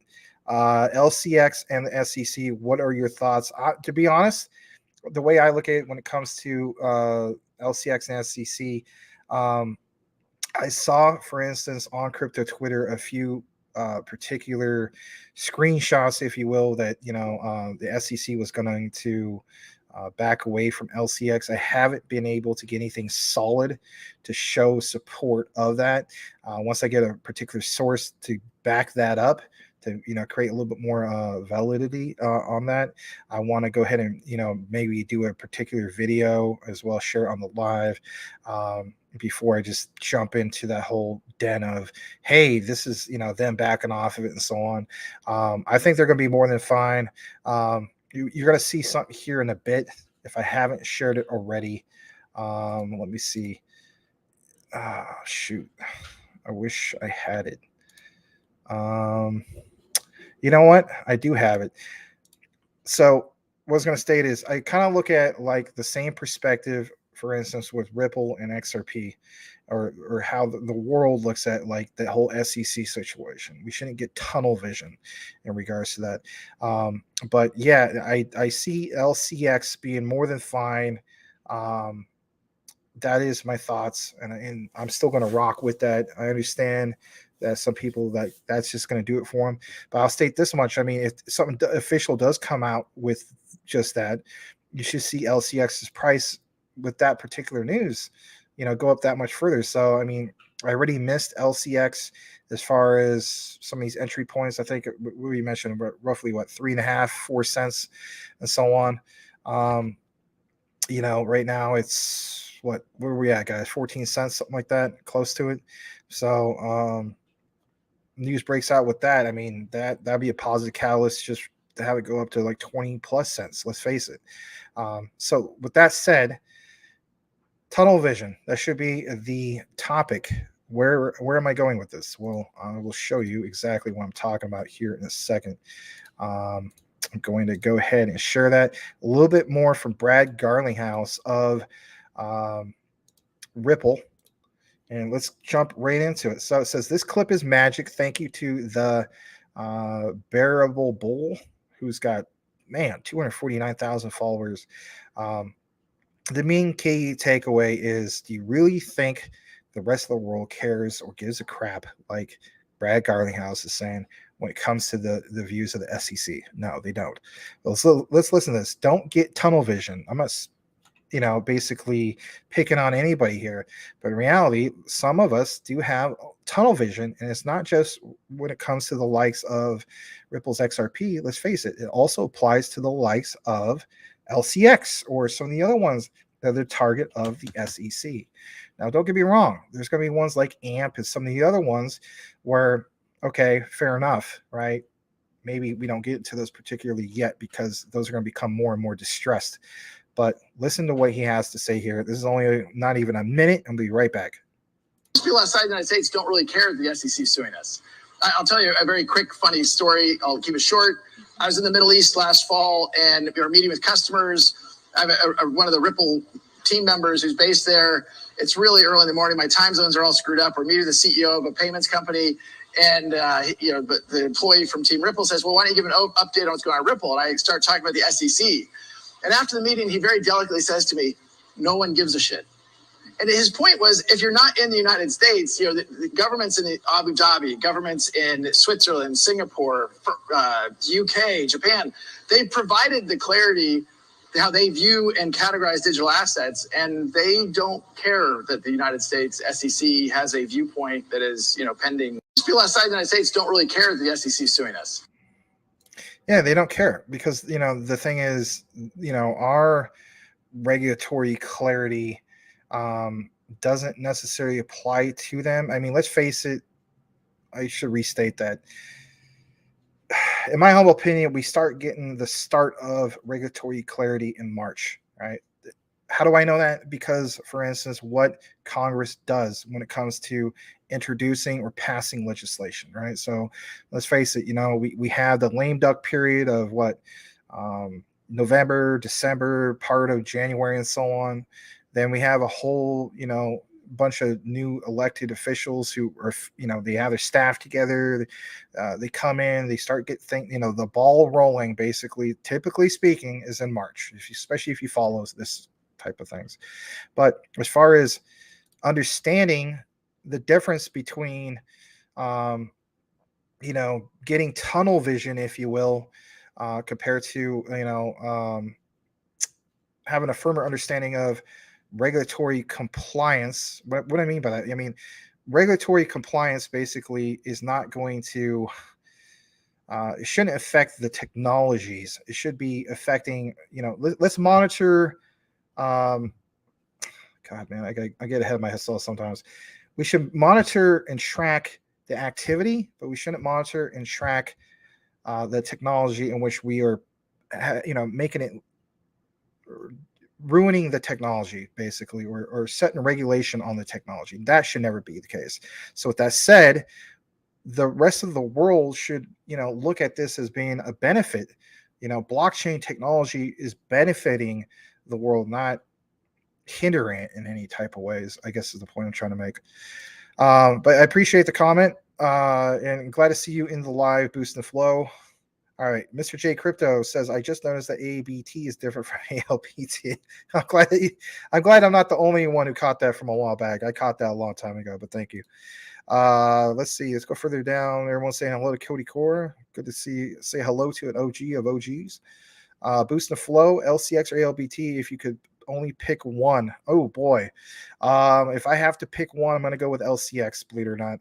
The reason for that is because I'm looking at it from an opportunity perspective, not stating that there's not opportunity with this. Because some people are going to say, Max, how could you do that, man? ALBT is like the younger cousin of Quant, right? Like Tim Shea or so on. But if you're forcing me to pick one, LCX gets the edge because I'm looking at it from the perspective of opportunity, even on the shorter end of things. I'm looking at it from the perspective of kind of like how it's been performing. I'm also looking at it from the perspective of if we only hit 25% of Binance's market cap, what is that roughly? That's at least $20 if I'm not mistaken. I understand that, market cap has gone up for both LCX and also Binance, so I had to maybe refigure that. But based on a few factors, I have to give to LCX. But I'm going to own both. My main three I'm going after is LCX, HBAR, ALBT. The other part of me wants to say no, just buy more XRP, buy more Quant. But yeah, those I got to have some entry points because it's the way I look at it is, yeah, it's a little bit of FOMO, and I'm not a big fan of FOMO, but it's also gets to the point where I don't want things to get away from me. Kind of like Bone, right? I know it's a different example, but Bone definitely got away from me. All right. So if anything, that is a great example. I should have gotten to Bone back before last summer, right around that time, right? It was like what, 36 cents, something like that, guys, 38 cents. And now it's like it's like $1 more. So, I still need to get some. But it's the way it is with a lot of things. It's just like there's always going to be something that kind of may get away from some of you guys. I might have some things that you guys don't have that maybe, at the end of the day, we say got away from each other. Shout out to Daniel Gayton. He pointed out Aptos. Did Aptos get away from me? Well, technically, but there's a lot of things that do, right? There's so many cryptos. It's hard to research all of them. But if anything, we do try our best to research the ones that, let's face it, that matter, right? But hopefully that answers the question. Thank you again for being here tonight. I do appreciate your constructive criticism. I know I do some things that are kind of bold when it comes to price predictions and so on, but that's just me being me. All right. Edward Vincent, yes, I use crypto every single day. I have a Coinbase One debit card and oftentimes buy things with assets that are priced higher than when I bought them. Buy coins low, buy stuff when high. That sounds like something that Henoch would say. Shout out to Henoch, whether you're a fan of him or not. He mentioned something like that. All right, Tim Shea, hey Boost, hey River Runner. Yep. All right, let me see. UK Flow says, yeah, I had XLM, but started using it to send funds to different crypto exchanges, then swap for other tokens I wanted. Definitely was faster and cheaper than sending USDT, USDC, or using a bank card. Yeah, that's the thing. I mean, when we talk about, for instance, widespread, let me stop that share real quick. The widespread adoption of crypto in general, we have to consider if, like, who was it earlier? I think it was Boost and Flow. Yeah, Boost and Flow said LCX or ALBT. Well, how about this? I'll give myself my own question. So if somebody was to say, Max, pick only one future cryptocurrency by 2030 that is going to be the cryptocurrency of the world, I would definitely, again, still say XLM. And the reason for it is this. Think about this. At some point, each and every single one of you guys were introduced at one point what cryptocurrency is and so on. And let's face it, if you're new, at one point you literally said to that person, or if nobody introduced it to you, you're literally saying to maybe the website or wherever the case be, the video, whatever, or thinking in your head, can I use cryptocurrency to buy goods and services, just like how I can with fiat? You didn't even call it fiat. You just said with my cash money, right? So if you live in the United States, the US dollar, right? For me, the one that stands out every single time is definitely Stellar's XLM, because of little things like we saw in that particular video, where you have countries of the world, like for instance Nigeria. That is a problem. The problem is if they go into the foreign exchange market and they swap their Nigerian naira, I think is what it's called, if I'm not mistaken, to the likes of the US dollar or the euro or the British pound, sterling and so on, it diminishes the original value of that. But if you think about it, with Stellar's XLM, that's not the case. Once we get more and more of crypto adoption in the world, and we will, if you look in the figures, with all the FUD going on, crypto adoption rate is still getting higher and higher. Now, why is that? It's because people are educating themselves about blockchain technology. And if they're educating themselves about blockchain technology, especially in third world countries like Nigeria and so on, they will draw their own conclusion. And especially, how about this, in Ukraine, right? I mean, whether people think Zelensky is a bad person, that's another story in itself. But the thing is this: before the war with Russia, Ukraine, I know I'm bouncing all over the place here, excuse me, but before the war in Russia, Ukraine was the #1 country, if not mistaken, that had the highest rate of crypto adoption. I think at the time it was 12% before the war. And now after the war, last I saw, maybe the figures are higher, it's 20+%. Now, if you look at the United States, we're like roughly, I think maybe 6%, something like that. Maybe we dropped with all the bad news about FTX and so on. But my point is, by 2030, we should reach 50% adoption of crypto. So again, if somebody's going to say to me, Max, which one stands out as being, if you had to pick one and one only, being the world's cryptocurrency, is definitely XLM. And what kind of value will be there? To me, we see the start of, for instance, the utility run, which could very well start specifically on March 20th. It might get delayed. I don't know. I'm not a fortune teller. I'm not going to tell you to buy anything, not financial advice, right? But the way I look at it is, there's a reason why Stellar's team doesn't shill the crap out at XLM, because they already know what they got. You know what I mean? So anyway, it is what it is. I'm glad that some of you guys have done some of these particular use cases here, right? Like you're mentioning some of these things, UK Flow and so on. That's awesome.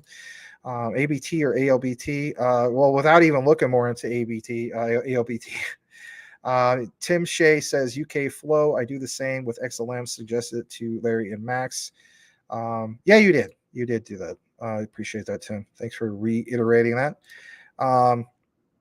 But yeah, I mean, the retail sector, I mean, come on. How about this? Is this a fair enough question? State in the comments if you want.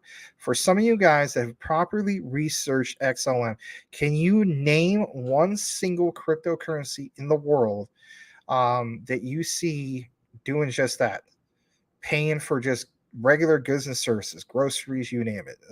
That's not necessarily for the average American. I'm talking about like literally, if you had to pick, like people in Nigeria, people in Latin America, people everywhere, right? Wherever the case be, to the exception of like BRICS countries, and maybe that even changes, right?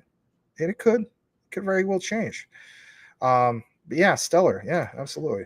All right, Joyce states, interesting. Glad I got some excellent. Yeah, it is interesting because I mean, that's the end goal for all of us is not suppressing the likes of the technology. It's understanding the technologies and what to bring to the table. Again, part of doing our own research. Wow, I guess that's a good segue for promotion for the thumbnail of this particular show. But anyway, Vincent, guess what? On top of that whole buy low, buy stuff high, the card gives you back these assets up like 4%. Speaking of XLM, it's no longer on Coinbase. Yep, we did report that. It's unfortunate. On the first, if I'm not mistaken, yep, that happened. All right, UK Flow, gonna shut it down, but I had to say I just like a good crypto project that's building in the bear market. your channel has been building too.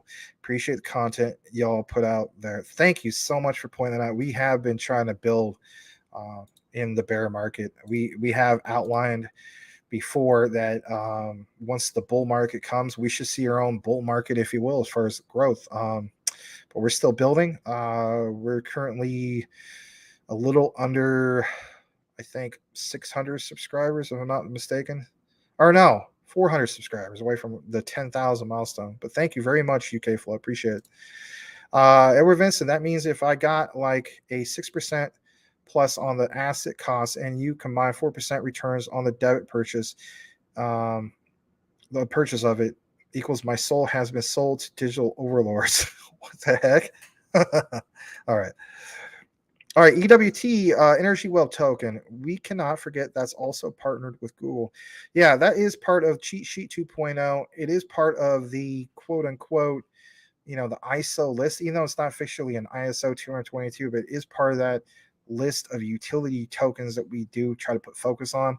I need to do more of my own particular research for Energy Web Token. I know that, for instance, it is priced a little more, let's face it, $3.54. That's a little bit higher than everything else. Ranked 239, has a conferred market cap of 106,525,000. This was as high as $20.59 on April 16th of 2021. But man, in general, from August of 2020 to late December of 2021, this was pretty healthy. You saw it kind of hold its value for a good year or so. Anyway, let's get more into it. Cody Core says ALBT. That's a good one. Tim Shea, MaximusMax. That's cool, Cody. I think he said where is Harry Larry? He is kind of hairy. I'm kind of hairy too. I was thinking that my beard was getting a little bit too thick, but in the winter months, I kind of like it. My heater went out the other day. I did a recording in the morning. My heater went out completely. Completely, man. I know some of you guys are like, oh, well, poor you, Max, in Phoenix, Arizona. It never gets cold in Phoenix.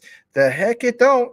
It gets cold early in the morning, man. It was like in the 30s. I know you guys like, some guy in the middle of nowhere, like, what are you talking about, eh? I mean, up here in Saskatchewan, it's like -20, you hoser. Well, guess what? The way I look at it is I'm not in Saskatchewan, all right? I'm in Saskatchewan, aka Phoenix, Arizona. No kidding. All right, let's get further down. Roberto Ramos, check out AI Pad. All right, what is that about? Why are you so tuned into it? I like your avatar. It looks pretty cool. I haven't seen you here before. I'd like to welcome you. Roberto, thanks for joining us here at Crypto Talk Now. Guys, let's welcome them. Get in the ocean. Okay. All right. ISO Jetpack 20 or J0229. What do you guys think about ALCX or LCX? It's a self-repaying crypto loan. Oh, ALCX. Huh. Is that actually is that something new that I didn't even see on the LCX exchange, or am I just not even reading it? All right, let's see this real quick. So let me type in this real quick. ALCX. All right, ALCX is Alchemex. It's $21.18. Is that the one you're referring to? Rank 449 on CMC? Let us know. All right. Sean Reynolds states, do you believe Ledger will support Casper anytime soon? I don't know. I believe Mike Cornwell will probably be able to answer that one. I see that he's coming up here in the comments soon, so maybe he did answer it. XRP. All right. Crypto McDizzle for Shizzle Manizzle for show. He says he's back. Had an hour call. Oh boy. Hopefully it was nothing bad. What up? Crypto McDizzle for Shizzle Manizzle for show. Not Bitcoin Pay. Just kidding. Dag. All right. Mr. J Crypto Stellar 100 in some cases is zero gas fee. In some cases, you're right. You're right. It's almost a zero gas fee. Enjoyable Lifestyle, XLM, Quant, BSV. Yeah, they're all good coins, but Volt is the only way. Send it. Yeah, that's fine. I got some Volt. I do think LCX app needs to do a facelift for better usability. Yeah, some people in our comments have reported that it's kind of buggy right now. So let me know about that if you're having problems. But anything new, reality is it's not going to be perfect, but that's a good point. And if anything, it's just fuel for FUD. It's just fuel for FUD. Let's be honest. The FUDders will come out like, I don't even know if this guy's watching right now. Bogdan, this guy that's in the recorded, man, that guy comes out of the woodwork like you have no idea. You know, constant FUD all the time, but it's all right. I welcome it. Why do I welcome it? Because it helps the YouTube algorithm. Yeah, what about that? Anyway. And knowing that, free speech, right? But if it's personal attacks, that's a different story. You're going to do a personal attack, not cool. All right.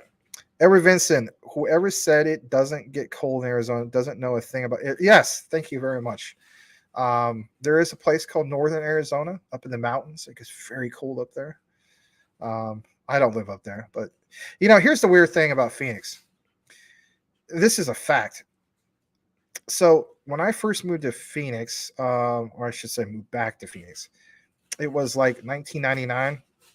And I used to date this one black chick that lived out in Apache Junction, right?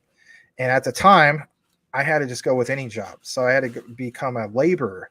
And it was just a little bit above minimum wage. But I worked my freaking butt off, man. I worked like 6 days a week and plus overtime.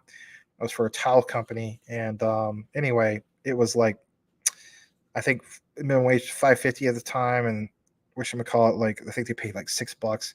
So I had a 1977 Chevy Impala, which was just like a boat.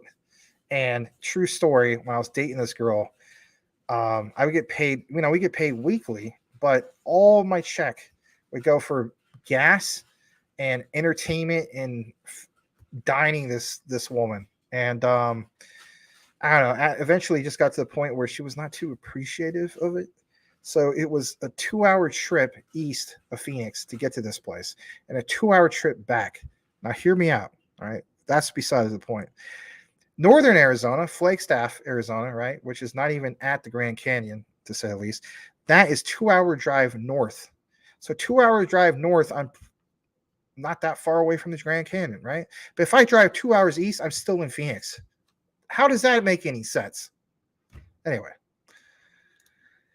All right, Mr. J Crypto, if your heater is out, just get a graphics card. You got a 3090 RTX? Nice. Also makes a great heater. Yeah, I got a 1080 in here, and it does kind of keep me kind of warm. I wish I had a 3090, man. I start playing some Battlefield 5 again. Probably doing some videos again. I still hold the record, by the way. 16 kills on a carpet bombing run. 16 kills at once. Thank you very much with the Junkers 88A. That's right. Yes. Look it up. DPGmaximus world record. All right. Sorry. Backtron, deep down, the fudders want to get them cryptos for cheap. Or here's another thing. Sometimes I even wonder if any of them are really even invested into any crypto at all. I'm not even kidding. With some of the, like, you know, the things that they talk about, like one guy, he asked me, he was like, you cannot give me any real use case of XRP and XLM. And then I literally typed in the comments, all right, where do I start? And I gave him like this whole outline. It's been crickets ever since, to say the least. And that was a few days ago. Joyce says, Prescott got good snowstorm last week. Yeah, you know what? In reality, if I was going to move out of Phoenix and still stay in Arizona, I probably would move to the likes of Prescott. It's just a little bit more cleaner air, but even there, they're starting to get too built up. So I don't know. I might just have to move to like Wyoming or something, someplace that has like super clean. My thing is, I want to be someplace that has really clean air consistently. I wouldn't mind moving out to a place like out in the country, become a country bumpkin. But at the same time, I don't know. I kind of like coastal areas. I don't know. I need to go see a lot more. I need to go to the East Coast, but then again, sometimes it's too humid and too cold. I don't know. I've always been kind of a West Coast type of guy. So, you know, Arizona's not West Coast. You get what I'm saying. All right. Edward Vincent is getting blazing hot and the night turns deathly cold. Peoria is where he once lived. Wow, that sounds like a story. It's getting blazing hot, and night turns deathly cold. Peoria is where I once lived. The deep stories of one Edward Vincent, and the other stories of my lovely brother, Charles Vincent. Anyway, Crypto McDizzle. I hope I didn't miss much Casper segment. LOL. No, you didn't miss that. We will save that segment for tomorrow because I do need to review some of the things that you sent me because it's pretty powerful stuff. How about this? Shout out to Mike Cornwell, Crypto Talk Now sideline reporter, who has brought me some significant news, but I need to research it, learn it, have a better understanding about it, and so on. Watch out for it tomorrow. Move here, Max. I can't remember where you live. Where do you live? Yeah, that's one of my dreams is to have basically like a lake house type of thing, where my backyard, I have a dock and I have a nice like ski boat, and have some friends over and do a lot of water sports and so on. Wyoming crypto friendly. Yes, exactly. They are. They're very, very crypto friendly. Thanks for pointing that out. All right, let's get a little bit more into our particular coverage. We do have we still have a decent amount of people here tonight, kind of like some extended coverage for Crypto Talk Now. Max, I'm here for the news. I don't need to hear about your trip east back in 1999 with some black chick that used to date and so on. I just need to get the news. So can you get on with it? Yes, let's get on with it. All right. So with that said, it's game over. That's what it says. What is this all about? Well, let's get right into it. So here it is. Saw this earlier, and I said to myself, is it really game over? Let's find out. It says game over. Can't say didn't say this 2 years ago. Told them it's going to happen. New global ISO 222 global payment system begins March 2023. Shout out to Brian Dowie if he's still here. Yes, get ready for ISO 222 for CBPR Plus. What exactly is that? Well, it's basically the cross-border payments and reporting. Yes. So ensure you are fully prepared for ISO 222 by March of 2023, March 20th specifically, unless they delay it again. I hope they don't. So starting your journey now will ensure you're ready to go live for ISO 222 for cross-border payments and reporting, and the start of the coexistence period from March of 2023. If you don't know about ISO 222, if you're new to this, check out our particular recorded section. We talk about it quite often. And our main focus is just that, the ones that are tied into this messaging system, because those are the ones that we feel as though are not just going to 10x, but create generational wealth. That is why I got into crypto. And if anything, don't get me wrong, I like 10x's, but if anything, I am into it for much more than just that. All right, I want to show you guys a little bit more because we do have more XRP for you. This lady completely just owns these guys, owns them. All right. So look at this. November 2022, not that long ago, right? A couple months ago. Treasury Committee of the UK, oral evidence. No, let's get it right. The crypto asset industry, Susan Friedman, head of policy at Ripple. Somebody other than David Schwartz, other than Brad Garlinghouse. Susan Friedman, head of policy Ripple, teaching them about XRP. Laying it down, spanking them. Let's get it. Here we go. But that's the nature of those isn't purely speculative. It's as an investment thesis. Susan. Say the FCA in its consultations recognize that the fact that individuals may speculate in tokens in unbacked crypto assets does not detract from the reason for which they were created, and its taxonomy turns on an analysis of, are they an exchange token, are they a utility token, are they a security token. Ripple uses an unbacked crypto asset for cross-border transfers. XRP is specifically designed to help facilitate the transfer of fiat to fiat, stablecoin to stablecoin, et cetera. And I think as we look at regulations, certainly there needs to be a recognition, and I think everyone has it, that there is speculation. Consumers need to be protected, but there needs to be nuance built in to acknowledge the fact that the tokens, many of these tokens are built, as Tim noted, for specific projects, have specific value propositions, and that is what should be regulated, the business and the risk attached to it.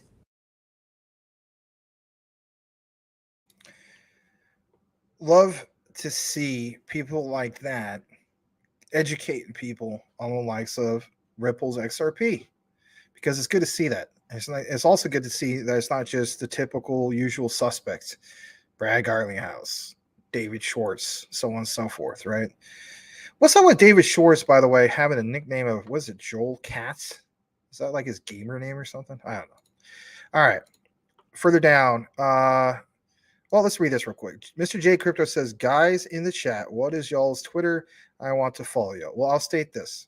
If you're going to follow Mentellect and you're going to retweet anything he has it set up so you can't retweet. I don't know what's up with that, but that's okay. Cody Core states, Bear Lake, Idaho, bottom right-hand corner of Idaho. Yeah, I think you mentioned that before. Sorry about that. That's cool, though, man.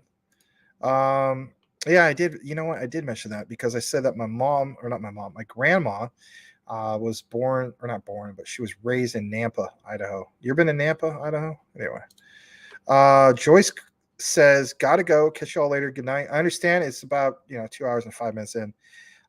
Thanks for being here, Joyce. Appreciate you. All right, let's get a little bit more into some of this. We do still have some more news for you guys. Give me just a second to pull that up, and we'll get right into it. So, for all those who stayed this long, we actually have some stellar XLM. What I shared with you earlier was not that particular segment. That was on the fly. So how about this? Denell Dixon. Yeah, we have, for instance, some stellar news for you. All right, so I'm going to go ahead and pull this up. Shout out to Riz for once again providing the great clips. Maybe he's turned into the Quant Papa of XRP and XLM. Huh? All right, so here we go. And yeah, check this out. This is about 2 minutes and 18 seconds, straight from Denell Dixon, CEO of Stellar. Here we go. Favorite use case for the Stellar Network, for what we've built, for the partnership with MoneyGram and Circle. It is the thing that creates transparency for the donors and opportunities for the internally displaced as well as the refugees. I am so excited, and Carmen and her team have spent a lot of time educating us about UNHCR and everything that we need to do to even improve and be better on our side. So it's been an awesome collaboration, and I'm really grateful for it. It is nothing less than the urgency of doing from the topic of our conference, obviously. I expect that you understand that theme really well, given your work and given what the UNHCR does. Talk versus reality is a really, really big issue with new technologies. So how is the UNHCR going beyond the hype to make it a real impact? Yeah. So the preparedness, the readiness is obviously very important. So whenever we have a crisis, so we have a crisis in Ukraine at this point, we had several months before we had Afghanistan, so we had Syria before. So the key is that we come out of that crisis mode, that we can actually prepare ourselves. So anytime, anywhere, any device, we are ready to actually get that money to the person. So this is really our objective, to have a very powerful financial gateway. So we are not, every time we have a crisis, trying to figure out how is this now going to work. So whilst UNHCR has been doing cash for some time, and we are looking at millions of transactions. So we're not looking at 10,000 transactions. Potentially, we could have as many transactions as we have displaced people. So if we have 100 million displaced people, the key is that for that to manage this kind of volume, ever increasing volume, we need to have very integrated, high-end, best-in-class technology and obviously best practices. So I'm confident that this is actually only the beginning, so more to come.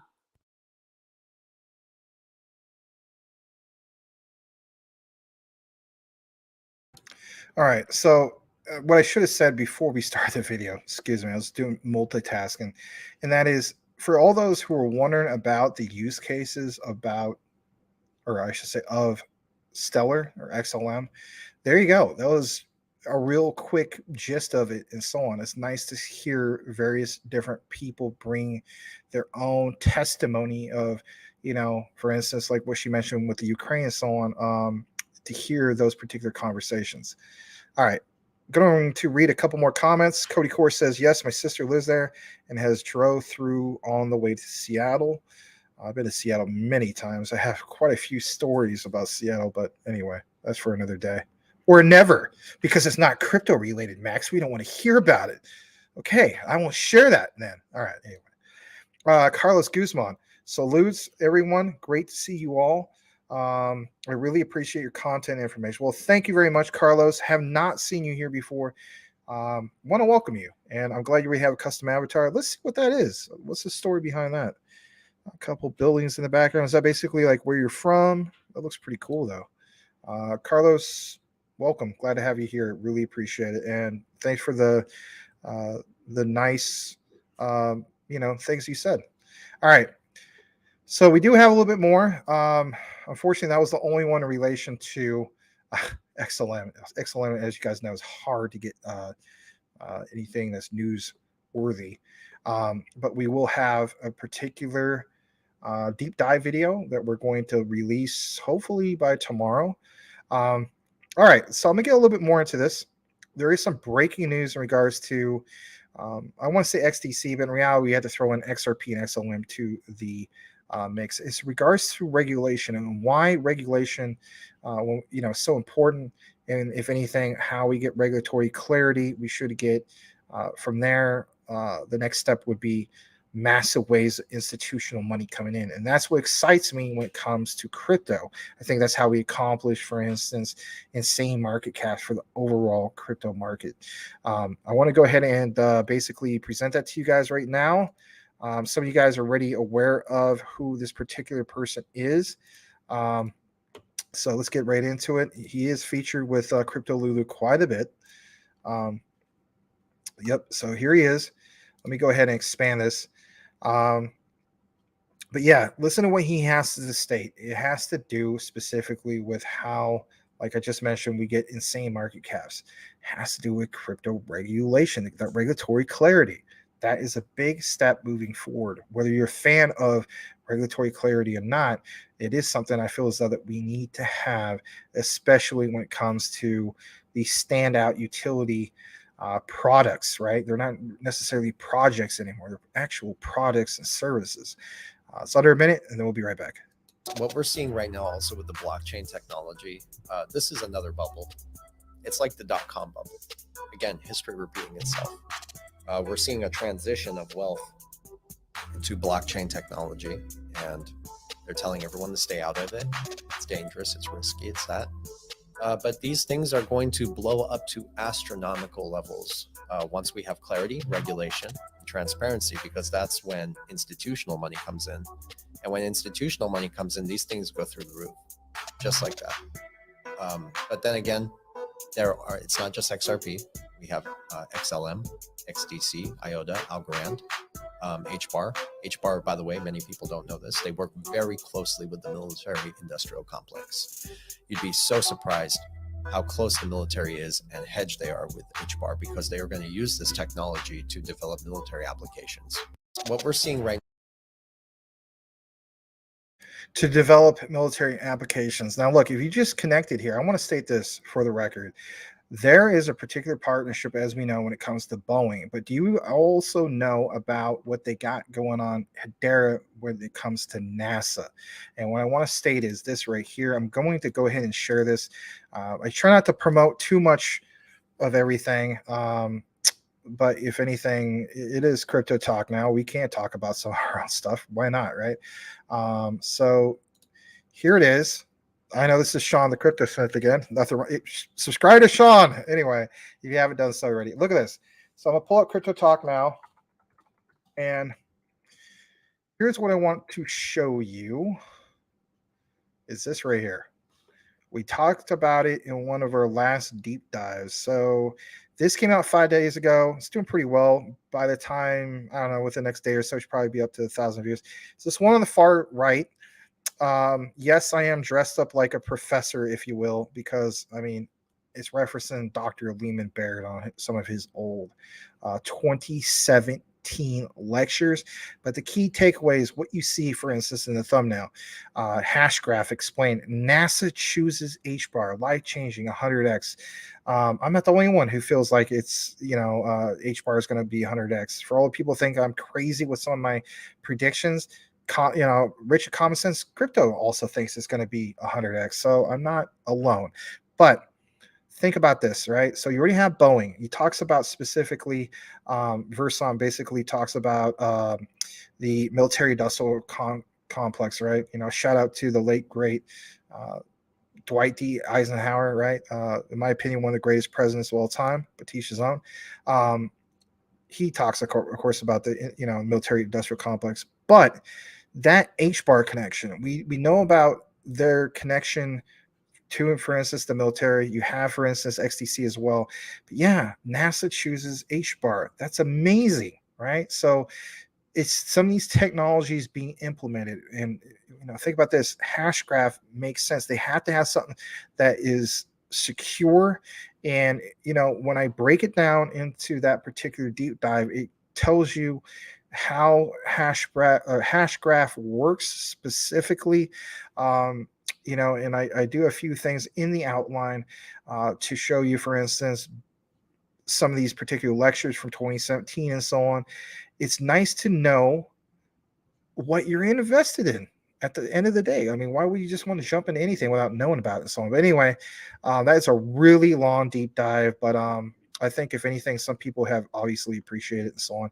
But I just want to point that out. That was put out about 5 days ago. That was our last deep dive in regards to Hedera. There will be more, but if you want to know, what is he talking about, in regards to Hedera's HBAR and specifically the military, this video does a good job of outlining a few of those specific things. I love, for instance, I found this on the internet a while back. Somebody made like an HBAR sticker or logo in the theme of NASA, so I had to kind of go with that. And it wasn't copyright or anything, so I was glad to put that on the thumbnail. But anyway, let's kick it back into the comments just for a brief bit. We do have some more news for you guys. I believe we have some. Let me see. Yeah, we have a little bit more HBAR news. So HBAR will wrap things up here in a bit. Let's kick it right back into it. And let's see here. Carlos states that he is from San Miguel, El Salvador. Awesome. We have people watching from all around the world. I think that's really cool. Yep, Bitcoin City. Yeah, I saw that whole documentary. If you haven't seen it as well, I will give this guy a plug. Max Maher absolutely kills it with documentaries or, crypto related documentaries. I call them documentaries. Maybe I shouldn't call them that, but it feels like a documentary. But he talks about Bitcoin City, if you will, in El Salvador. I realize you guys got that legal tender there. But anyway, GS is saying hello to, salute to Carlos. Glad to see that. All right, I'm going to go ahead and highlight that. We're going to get into the last particular part of our news. Actually, the second last part, the final last part, excuse me. Having a hard time today for some reason, trying to get back in the feel of things. But the very last part would definitely be in regards to CMC. Want to point out a few key things that I saw there. All right, so let's kick it into it. It's in regards to Hedera's HBAR. Let me see if these are particular videos. No, they're not. Yeah, I'm gonna go ahead and share this. Here we go. All right, so here it is. And if anything, well, give me just a moment. So you have, for instance, this new study alert. It states Hedera is the ultimate green DLT again. And that's the one main things we want to point out here at Crypto Talk now. Hedera's H-bar, just like with Algo, but if anything, even that more superseding Algo, as far as if you had to label one specific green blockchain, I think Hedera's H-bar takes the cake all the way. Don't get me wrong. I am, of course, invested in Algo. I'm a fan of Algo. But when you compare the two, as far as what one is technically more the greenest one, I think H-bar takes the cake all the way. Anyway, so look at this. This comes from Ledgernomic. It states blockchain, crypto, and DLT news. There's a deep dive in regards to this specific study, but I want to give you guys the highlights. So it says, new study alert, Hedera is the ultimate green DLT again among proof of stake blockchains, according to UCL research. And of course, UCL is, for instance, University College of London. They are London's leading multidisciplinary university. But it states they, as in Hedera, only use, listen to this, 0.34503 kilowatts per transaction, like barely nothing, right? I mean, like, let's face it, like, this is slightly more than the price of a Shiba Inu token. Yeah, that's crazy. I should say more. Actually, it's less, because as we know, Shiba Inu just went up to what, 0.4 zeros and a 2, if I'm not mistaken. It says Hedera stands out as the leader in energy efficiency, even more than Algo. So that's really, really something else, to say the least. You could view the full deep dive if you want on ledgernomic.com. Just type in Hedera if you want to pull that up. On top of that, here it is. Like I mentioned, it came out on the 25th. So what is that? Yesterday, if I'm not mistaken. Yeah, yesterday's info. But here's the whole thing about it if you want to get into that. And then on top of that, let's go ahead and get right into CMC real quick before we wrap things up. Now, so what I want to state is what you see right here. It says 1.04 trillion is the global crypto market cap. For instance, you have Bitcoin dropped a little bit below the 23K mark. Ethereum is at 1,567. But here are some of the key ones I want you guys to pay attention to for the top 100. We did see a pump happen today with Phantom with an F. The good Phantom, not the other one that's garbage, which is Phantom with a P. So you have, for instance, Phantom with an F. It's at 47 cents. And guys, they're up 54% for the week, so not too bad for all those that came into this. Man, I'm kicking myself a little bit for not getting into eCash, but I still feel as though I still can have a decent entry point. You got to keep in mind, eCash was formerly known as Bitcoin ABC. That one's up 15%, 40% or so for the 7-day chart. I don't even know if he's still here. Shout out to Cool Cat Crypto. Bitcoin SV is up 8%. It's sitting at 44.70. And let's face it, a lot of us are into Polygon, right? I'm into Polygon. Most of you guys are, for the most part, I would say a lot of you guys are. Polygon went up on the rankings. Yesterday it was 11th. Now it's in the top 10. They went up 8.52%, 13% on the week. Now at $1.08. And some of the other ones I want to point out is IOTA.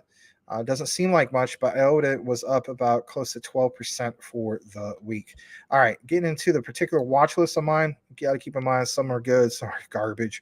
I need to clean up a little bit. But I try to watch a lot of it. This is a watch list of over 250 particular projects. Here's what's going on the 1 hour chart. And you do see, for instance, one that I'm invested in, Audius, is now ranked 115. This is a great particular one. I have done a deep dive. It's not on Crypto Talk now, but it's on MaximusCrypto before he joined up with Larry back before last April. I did a deep dive into Audius. It is, again, at MaximusCrypto. It talks about MATs, mass adoption token, which Audius was definitely one of those. Audio, right? Up 86% for the week. I came in at this roughly around 15, 16 cents or so on. And this went up to as high as 36 cents. So, I mean, if I was going to swing trade it, I guess I could, but I'm not looking to do that. I'm holding this one because in a bull market, I feel like we're at the start of it, by the way. Again, check out my particular bull runs thesis part 4, which outlines some of this. But here's what I want to show you. So in the previous bull run, for instance, Audius went as high as $4.03. And then towards the end of the bull run market of 2021, it went to $2.78, kind of like right around, a couple weeks after Bitcoin hit all-time highs of 69K, Ethereum 43, 44, 4500s in that area, and so on. So my attitude is, if this just simply goes back up to, not necessarily all-time highs. I feel like it could go up to all-time highs again because a lot more people are talking about this. For instance, like some of the partnerships, like here's one. Audio, we can get bullish. Is there a future partnership between you and our LNAV token, which is directly related to aviation? Audio plus aviation, a perfect combination to the moon.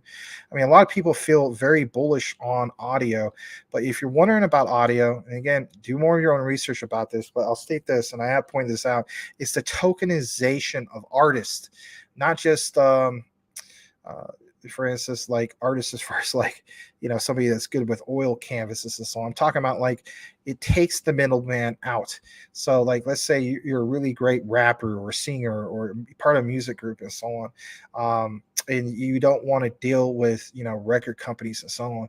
Audius, aka audio is a ticker symbol, is just that. They are, for instance, the standout platform for tokenization of just that, artists and so on. So look at this. It says discover new and exclusive music, upload, share, and listen while earning audio token rewards. They have their own app, and you can get the app on both for Apple and the Google Play Store. It's free to do so. So it's really nice that they already have that app going on. But if you're wondering specifically, like, why do you even mention this? Oh, Max is trying to pump his own bags. That's what some guy said in the recorded. But look at this. It's Web3 streaming platform.